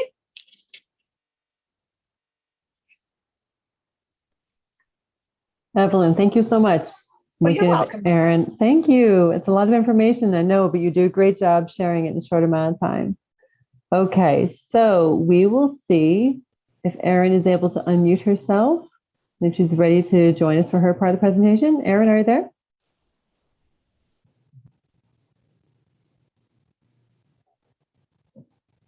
Erin may be having some technical difficulties. Okay, so maybe we can just go on and move to the next slide.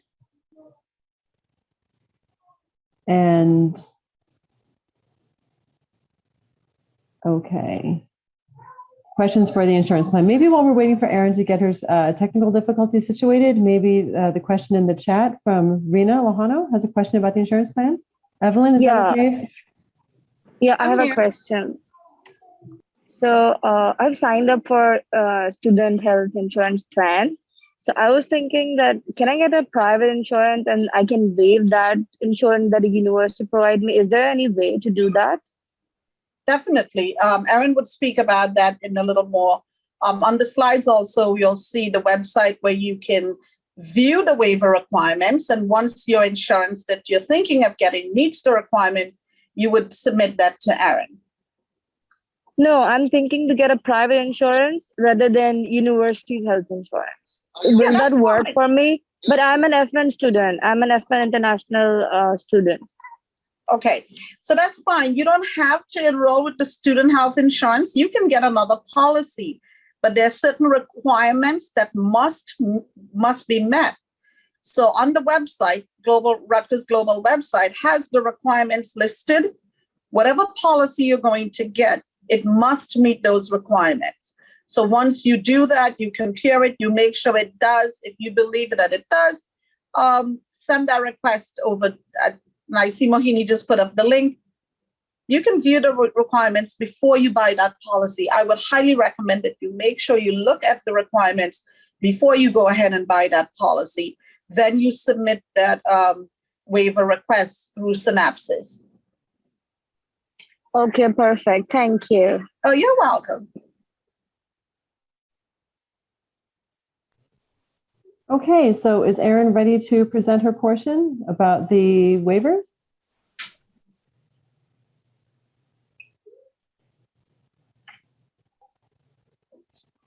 If not, Maya, I can certainly go ahead while we wait for questions. We can, toggle back and forth.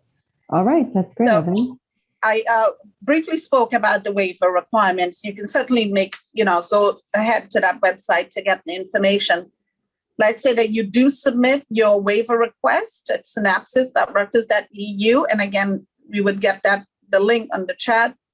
The premium will be removed from the term bill once your insurance has been approved in about 4 business days. So I see Erin is joining now. So I'll let her proceed.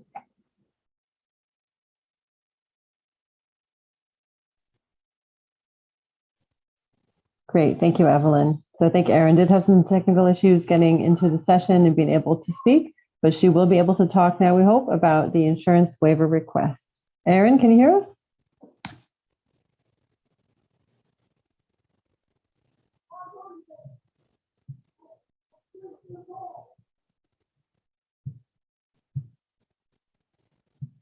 Okay. So while we were waiting for Erin, I can go ahead and speak for a little bit about the health insurance waiver request. And Erin, if you join and can hear me, feel free to interrupt and take over whenever you're ready. So in your R Global portal, which if you're not familiar with the R Global portal, you will become quite familiar with it during your program here because you use the portal for pretty much any request that you make to our office, to ISSS. But in the R Global portal, there is specifically an option to click on the health insurance waiver.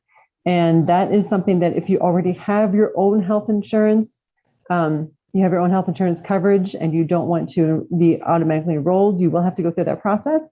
And Erin is here. I think I'm getting a message that she is with us. Are you able to connect, Erin? Can I ask a quick question? Sure. So my visa is a bit weird. So I'm not an F or a J visa. I'm actually under NATO 2 visa, which is like because I'm under like the military, and so I don't really know how this is gonna work. So if I'm not under any of those what do you call this, like visa sponsorship, is that automatically under my term bill? Because like it's also my work who pays for my my enrollment, like my what do you call this, my school. So I'm not exactly sure how this works, like how I'm gonna waive it. Like, do I just like do like the regular waiver request or? Okay, so I'll just do that too because like I have insurance under them. Okay, I'm not sure if you got your answer. You're asking a question. I was going to say maybe contact our office directly, or maybe Evelyn can even answer that question. I was just about to say if the student is not at Rutgers Visa F&J sponsored, then you would go to universityhealthplans.com. Okay. And complete the waiver form. Okay, gotcha. So not the regular waiver request form. Okay, thank you. Can I ask also a quick question, please? Yes, go right ahead, please. and then we'll move on. So I've already paid for this fall semester, and if I get a private insurance right in a week, can I get the fees back for that? I think that Aaron will be able to speak more about that, but I think that there's a certain timeline for doing the health insurance waiver. So there's a deadline for doing the waiver. The deadline date is September 21. So you have until September 21 to submit the waiver and to be approved for the waiver. So once you're approved for the waiver, if you've been charged the health insurance fee, it will be removed from your bill. Maya, if I may add something very important. Yes, please. If the student health insurance in the interim if you use the student health insurance plan, then legally we would not be able to allow that waiver. So if you have intentions of getting another insurance, try not to use the student health insurance plan, even on campus or off campus, that then we would not be able to reverse that. And that's something Erin would follow up on. Thank you. Okay, thank you very much. So unfortunately, Erin continues to have technical issues. She's actually somehow with us, but she's not able to speak in a way that we can hear her. So I'm going to try to just go ahead and go over her portion briefly, and maybe if she's able to join us before it ends, then she can jump in. But again, here at the slide, this shows our global portal. And so there is a health insurance portion on the portal where you can go in and you can submit the health insurance waiver request. So when you submit that request, you're going to have to give details about your current health insurance plan. Oh, there's Erin. She's in the chat. Okay. So Erin, if you can hear me, I don't know if you can talk, but if you can hear me, then, oh, good. Well, he's dropping in information too. So yeah, September 21 is the waiver deadline. So if you have alternative coverage and it's approved, then your health insurance premium will be waived, but the health services fee will stay on your bill. So it's two separate fees that you'll find in your bill. So here's a very important slide here. Take a look at the slide about the waiver enrollment deadlines and the dates for the coverage under your policy. Okay, so you have to waive your health insurance twice a year. So even if you waive it right now for the fall, you would have to waive it again for the spring. So there's separate deadlines. One for the fall, that's September 21st, and that's for coverage for August 15. So your coverage began actually August 15. Until January 14th. So it covers you for the fall and through the winter break. Then if you want to waive your insurance again, then you can submit a waiver by February 17th of the spring semester. And then that coverage for your health insurance would be from January 15 to August 14. Okay, so the waiver request, if you have existing health insurance and you don't want to receive the premium on your bill, then you would have to submit the waiver 2 times, one for the fall as well as one for the spring. Next, very importantly, if you want to know about the benefits that are covered under your insurance plan, you would need to go to the University Health Plan's website for the summary of benefits. The website is there on the slide. I'm going to go ahead and just put it in the chat too, in case anybody needs it there.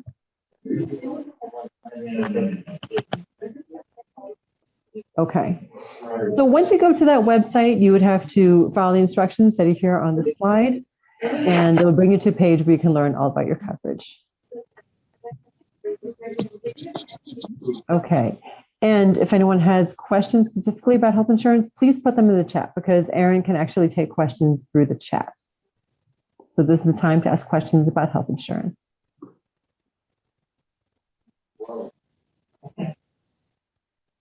Okay, and yes, if you're a teaching assistant or graduate assistant or graduate fellow, there are some separate slides and information for you. It was provided in the morning session this morning, but there is more information for you as well.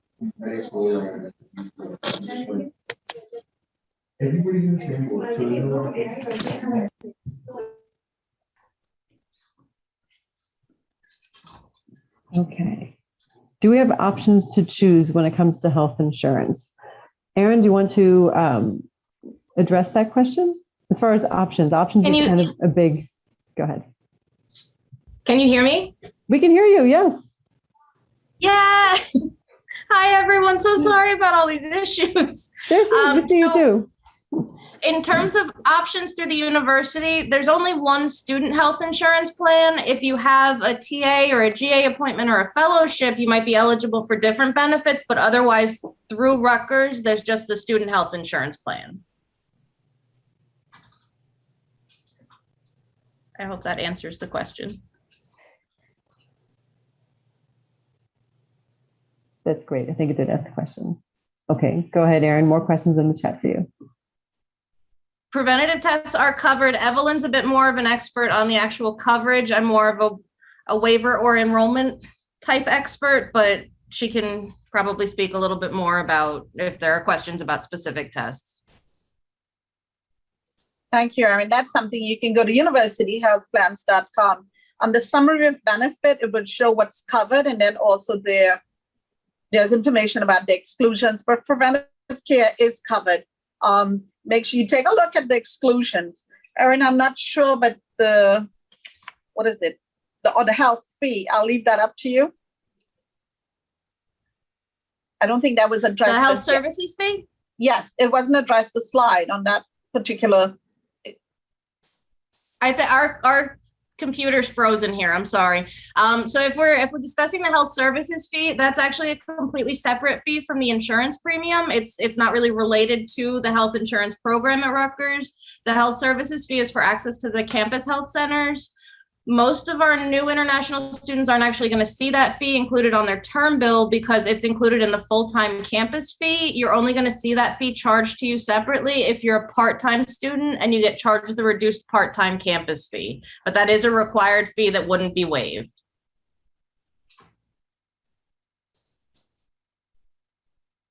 Okay, so if you are on Rutgers F or J visa sponsorship and you have another insurance plan that meets the university's requirements, you can request a waiver through the Our Global portal.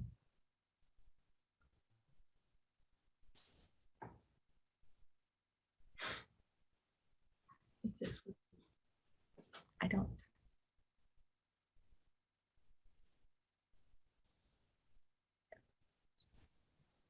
Okay, other health insurance questions for Erin or for Evelyn?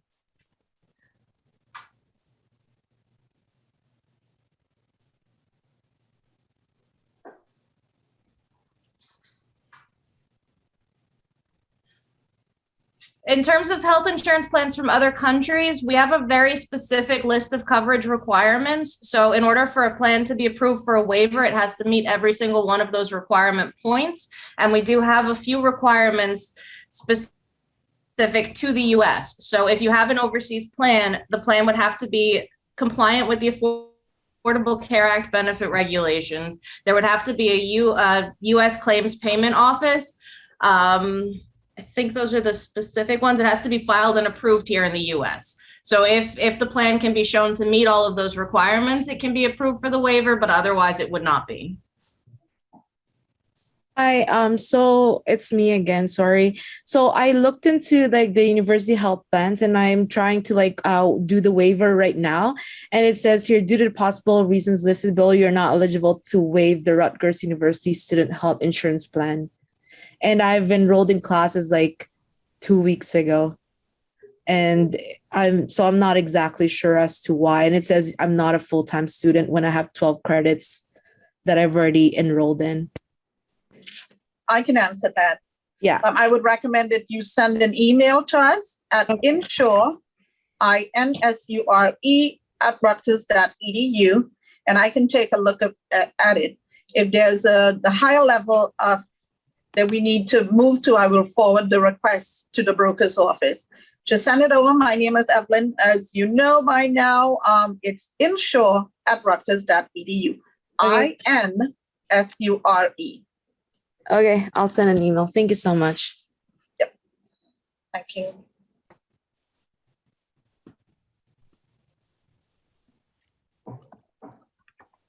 Okay, we might have time for one more question maybe before we move on to our final presenter.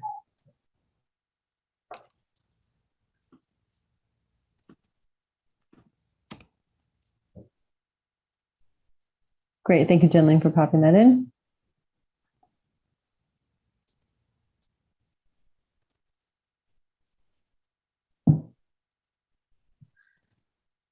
Maya, do you have for the question about booking an appointment, has somebody from health services been looped on? I'm not sure if there were different presentations. No, it's okay. I was gonna say our next presenter is Mark Cruz, and he's actually coming from HOPE, which is the Health Outreach Promotions and Education team. So I think he might be able to actually offer some information about booking physical checks.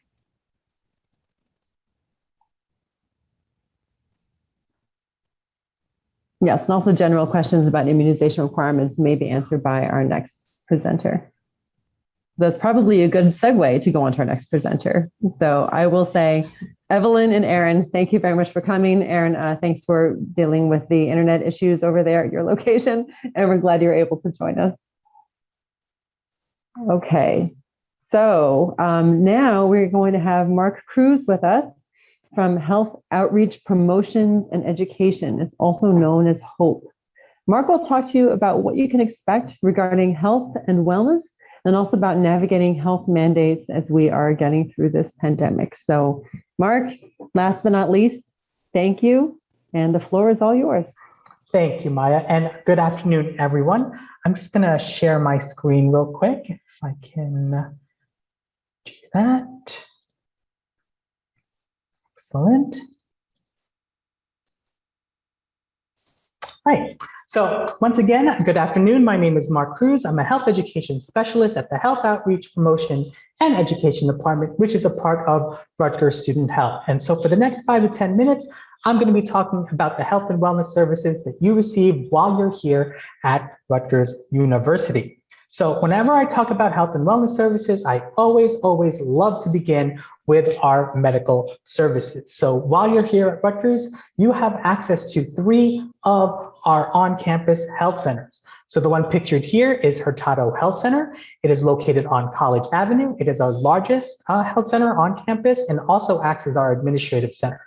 But if you don't want to go to Hurtado, we do have one on the Cook-Douglas campus called the Cook-Douglas Health Center. And finally, the one on Bush-Livingston campus is called the Bush-Livingston Health Center. So again, it doesn't matter where you're staying on campus, if you're off campus, or if you are commuting, you have access to all 3 of these health centers. And all three of these health centers, are fully accredited primary healthcare facilities. You know, they're not an emergency room, they're not a doc in a box. These are fully accredited. They're staffed by medical doctors, nurse practitioners, registered nurses, and medical technicians.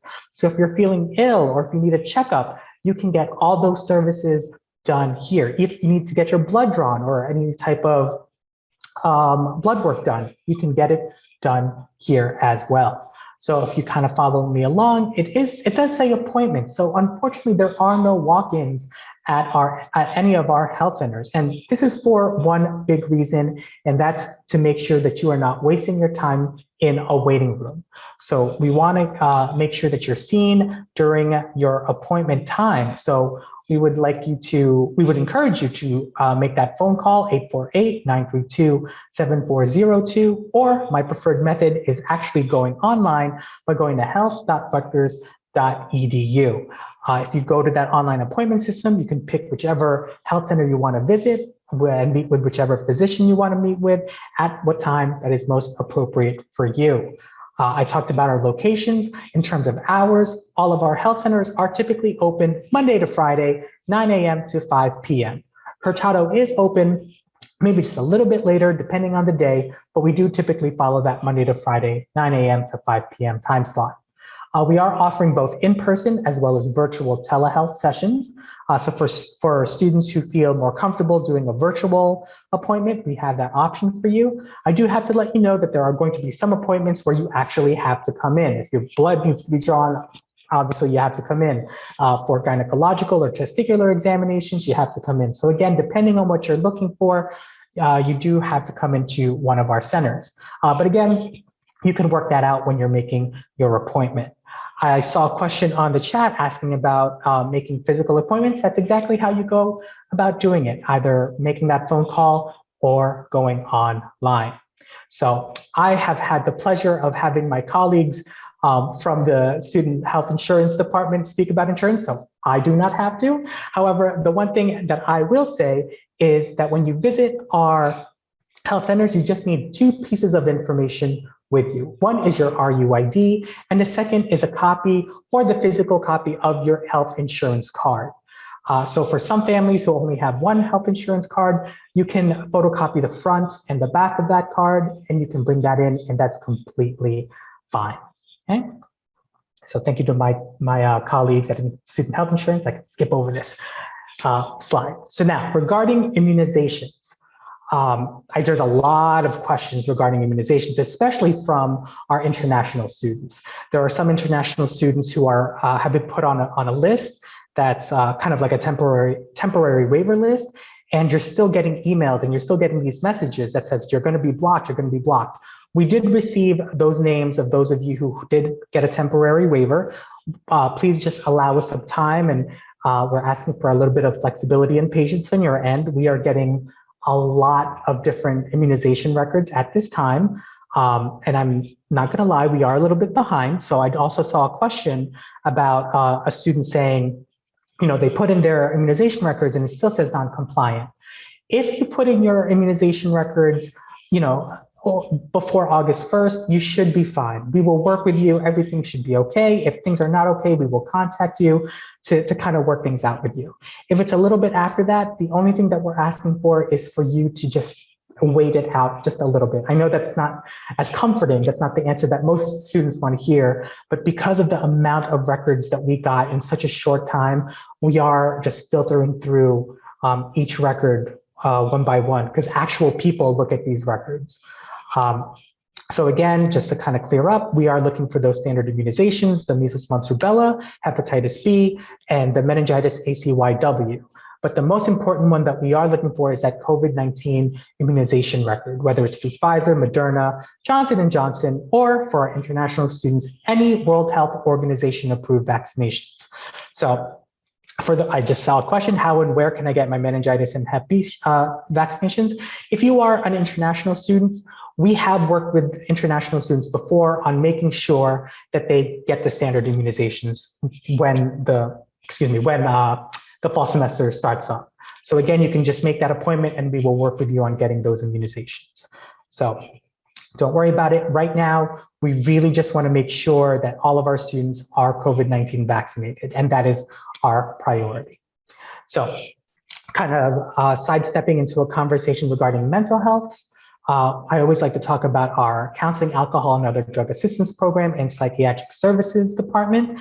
So if you want to talk to someone, if you want to talk to a licensed clinical social worker or a PhD level psychologist, just to talk to someone about anxiety or stress-related events, we have that service for you. But if you're managing your mental health with the use of medication, we have licensed psychiatrists for you at CAPS. So again, different services, different things that you can use while you're here.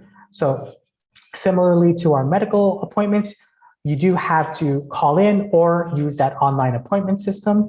Notice that the phone number is different. So this phone number is 848-932-7884, but that website is still the same. So again, that's another reason why I prefer the online appointment system, just because it's less for me to remember.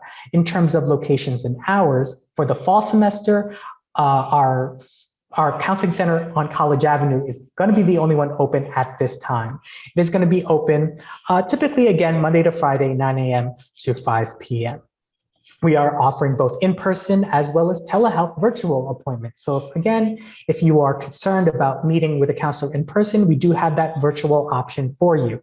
The only service that cannot be in person is group level interventions. So if you prefer to do a group level therapy with your peers, unfortunately, it is going to only be through virtual means at this time. I do see a question. I'm almost done with the presentation. So if you can just hold on to that question till the end, that would be wonderful, because we are now entering our two most important bullet points for the current health mandates. Now, as it stands, as of today, our current health mandate states that if you are anywhere inside a Rutgers University building, unless it is your dorm room, you have to wear a mask. So if you're in a common space, if you're in a shared space, we are asking you to wear a mask. Now, I understand there's a lot of contention about that. We've heard from students, we've heard from parents, but our stance is we are going to be as conservative as possible to make sure we are maintaining public health measures as safe as possible. We pride ourselves on making sure our students are as safe as possible, which is why these indoor mask mandates are still in place. These indoor mask mandates were set in place even before the Delta variant was increasing. So with that new information kind of coming in, we don't see the indoor mask mandate changing anytime within at least a month or two. The second point is that if there's no vaccination on record, you can't even be on campus. Okay. So again, for our international students, this doesn't necessarily affect you at all because again, you need a lot of paperwork to kind of hand in. But for our domestic grad students, please know that your vaccination records need to be handed in, or excuse me, updated as well. So I know you got a lot of information today. I know you're going to continue getting a lot of information up until now, until classes actually start. So everything I've said today can be found at health.rutgers.edu. For any new information, for any changes in those health mandates, you can feel free to follow us at RU Student Health. We're on Instagram, we're on Twitter, and we're on Facebook as well. So I'm going to actually stop sharing my screen. I'm going to try to answer as many questions as possible. I think I have some time. Feel free to stop me if I go over. What are our options for urgent care after hours medical help? Great question. So one of the concerns that our students has is, well, your health centers are only open Monday to Friday, 9 to 5. What happens if there's an urgent need for me to go to the hospital to get medical care? Please remember that all of our health centers are primarily preventative. So in case of any type of medical emergency, even during normal business hours, we'd have to get you emergency medical care and get you to Robert Wood Johnson or St. Peter's College or St. Peter's University Hospital. So again, those are your options if you are in need of urgent medical care. Now, if you are feeling ill, but it's not urgent, and you want to talk to a registered nurse, there is a 24-hour nurse hotline where you can speak with a registered nurse, give them your symptoms, tell them tell them how you're feeling, tell them anything that's kind of going on, and they can make that recommendation on how to move forward. Say it's 1 a.m., your stomach starts hurting, you have no clue what's going on. Clearly the health centers are closed. You can call that nurse line. The phone number is actually found on our website. So you can go to health.rutgers.edu and get that 24-hour nurse line number. You can talk to a registered nurse, give them your symptoms, and they can actually recommend what to do next. They can say, you know what, the symptoms that you're exhibiting, if it doesn't get any worse than this, if you can hold out until normal operating hours, you can do so. They can help you make that appointment. However, if it gets worse, they will connect you to the emergency room and someone will assist you on that process. Okay. Where can we get an appointment for immunizations? If we are talking about immunizations not COVID related, you can make those appointments by going to health.rutgers.edu. We can help you get the necessary immunizations in terms of standard immunizations. For COVID immunizations, unfortunately, we cannot do that here as of right now. So if you need more information on that, please go to health.rutgers.edu. There's a whole facts section on where to get vaccinated, on where to get COVID-19 vaccination. Mask is not, okay, what kind of mask? Medical only. So yes, so the masks do not necessarily need to be medical in nature. It doesn't have to be a specific medical mask. As long as it's covering your nose and mouth comfortably, that's all that matters. Will we be allowed to attend classes with 1 dose of the COVID vaccine until the 2nd dose after the required time gap? That's a great question. For right now, I'm going to say, and you can, because that's what I'm being told. Unfortunately, I can't expand on that. And I'm sorry for not being as transparent, but for right now, you can. Okay. Sorry, that's all I can say. Mark, we appreciate that. Well, I will add to that though is, again, everyone just please do your best to keep yourself protected and also the ones around you that, while you've had just the one shot. I mean, again, masks are required anywhere on campus, as Mark said, but again, hand washing, social distancing, all of that is important to keep not just those around you safe, but keep yourself safe as well. So Mark, maybe if you don't mind, maybe we can answer just these last two questions I'm seeing in the chat that haven't been answered yet, and then we're going to open it up for general questions. Sure. I uploaded my immunization records before 25 days, but my records are not yet. Great question. I know people are still waiting to be verified and have their records say compliant. We understand that there is a bit of a delay. And again, I apologize for that. It's just there's so much happening on our end. There's so much to verify on our end. If you did upload it a little bit like after August 1st, you will have to wait a little bit longer. Again, there's absolutely nothing we can do on our end for that. It's just a long process of just verifying each and every one. Now, the last question is medical care or non-COVID related vaccine is available for international students dependents. Unfortunately, currently, all of our Rutgers Student Health services are only for Rutgers students. So even if you are sharing that insurance with your dependents, all of our services are only for students at this time. Okay. So with that, Maya said you wanted to open up questions. So, can I leave my email address? I'm going to leave my email address in case anyone has any questions. I will try my best to answer your questions, and if not, I will refer you to the proper people that can. So that's it. Thank you. Mark, thank you so much. Really, really appreciate all the sound advice during a challenging time for providing advice. Thank you very much.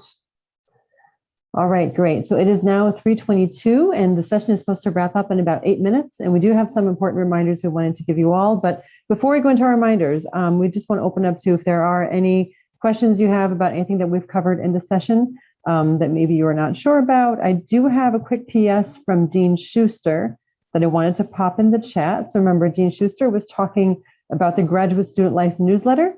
If you're interested in opting in for the newsletter, here is the link for that. Great. And there's also much earlier in this session, there were questions about the RUID and how to upload your photo and ask for the RUID if you had not done so. So here is a link for that as well.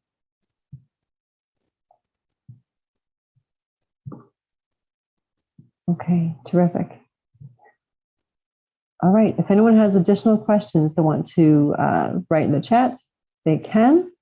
And otherwise, I think we can probably move right along to the reminders for the rest of the day and the rest of the week. Oh, hand in transcripts.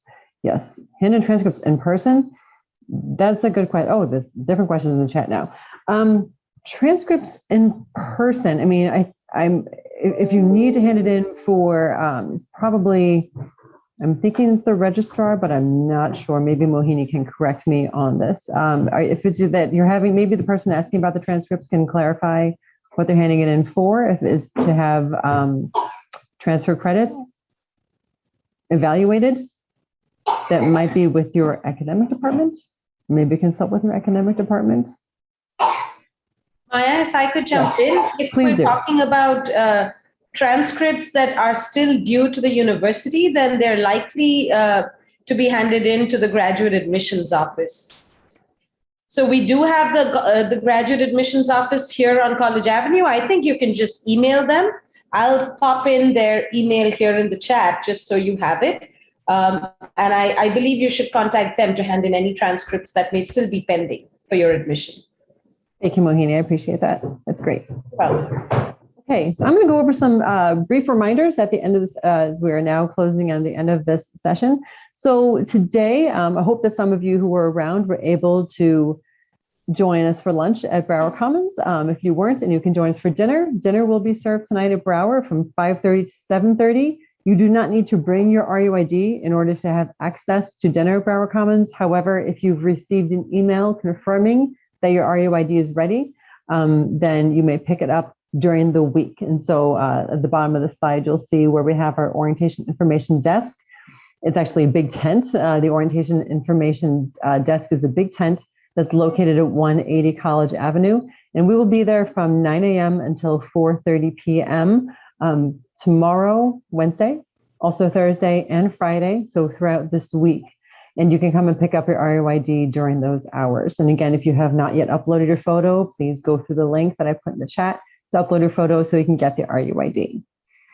I want to mention something also about the SSN. So I talked a little bit earlier too about how not everybody is eligible for the SSN. But if you have an on-campus job and you're ready to apply for the SSN, you do need to go through the steps that are specifically outlined on our website to request the Social Security support letter, as well as go through the payroll form. Once you go through all of those steps, we will issue you the Social Security letter through email. And when you have all those documents, only when you have all those documents, you can make an appointment to go to the Social Security Administration and apply for the SSN.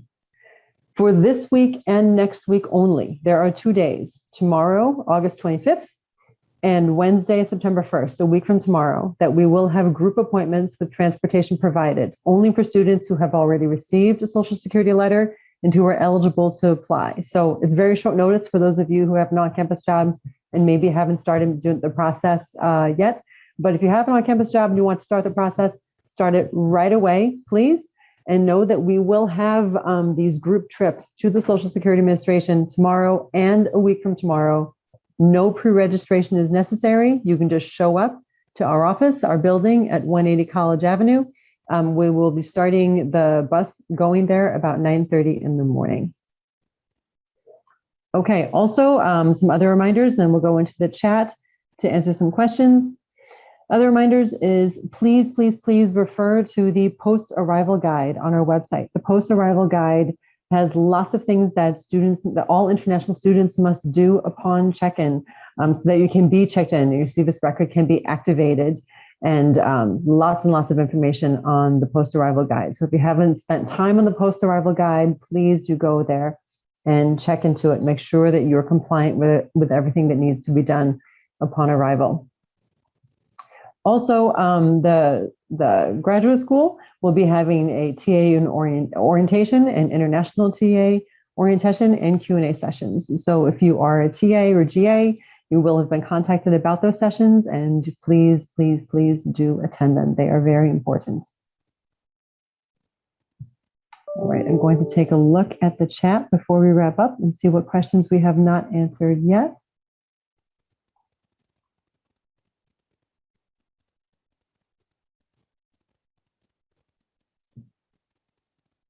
Okay, let's see.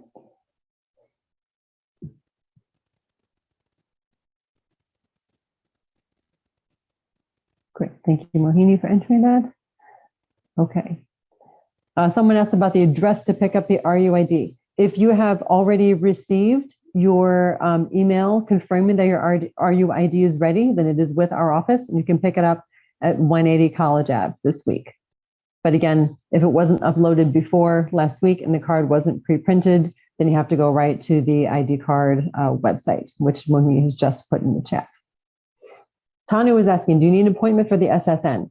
If you have all of the materials ready to apply for the SSN and you're ready for an appointment, you can come with us tomorrow or on September 1st, and you would not need an appointment as long as you come with us. If you don't come with us tomorrow or September 1st, then yes, you need to call the Social Security Administration and make an appointment. No, the events listed here are not mandatory to attend. We know a lot of you are not able to attend in person because maybe you're not in New Jersey, and they are not mandatory. They are just sessions that we hope you can attend if you are here. Okay. Delays in vaccine appointment.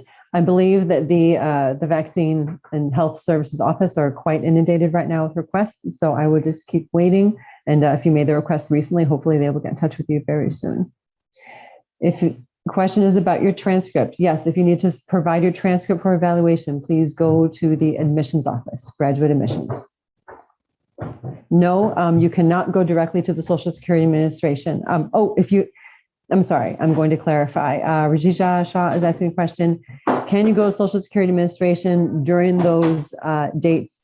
If you already have your Social Security letter and everything else that you need, then yes, you can go during those dates only, August 21st and September 1st, okay? But remember, you do need to have an on-campus job. You also need to have been in the country at least 14 days before you can go, all right? If you have, right, and if you're not able to get everything together or you get an on-campus job after September 1st, then you can go you can call them for a separate appointment. Okay, but our recommendation is to go with the ISSS arranged transportation from our office. Best just to go with us. You won't get lost and you'll be with friends. Okay, and with that, it's 3:30. So in the interest of time, we're going to move on through success.rutgers.edu. This is a wonderful website. It's a new website.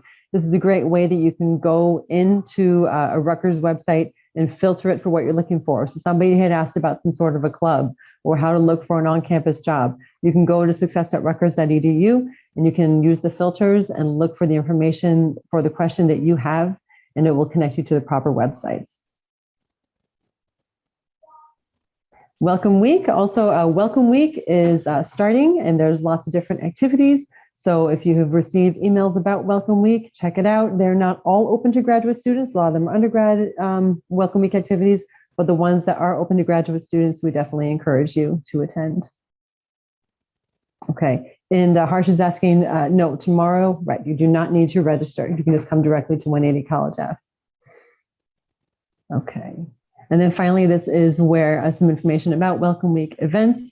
So you can go through Apple or through Google Play. You can download a Rutgers New Brunswick app, and that's a way you can get connected with all the Welcome Week events. So I'm talking very quickly at the end because there's been a lot of information here. If you have follow-up questions, I would really recommend look into your Canvas modules. Everything that we went over in this presentation, which I know was very lengthy and very full, and thank you all for bearing with us. Especially thank you for bearing with the technological headaches, especially at the beginning. We appreciate it. But we have recorded this presentation, and we'll make a PDF of the slides, and we'll make it available to you, probably through Canvas. So keep an eye on your emails for announcements about when this information will be made available to you. There is no orientation for ISSS tomorrow, or for ISO rather, International Student Orientation. There are no specific orientation events tomorrow for graduate students. So again, keep an eye on your email, do your check-in, look at your post-arrival guide. If you have other questions for ISSS, feel free to reach out to us, and do your Canvas modules. And thank you very much for your time.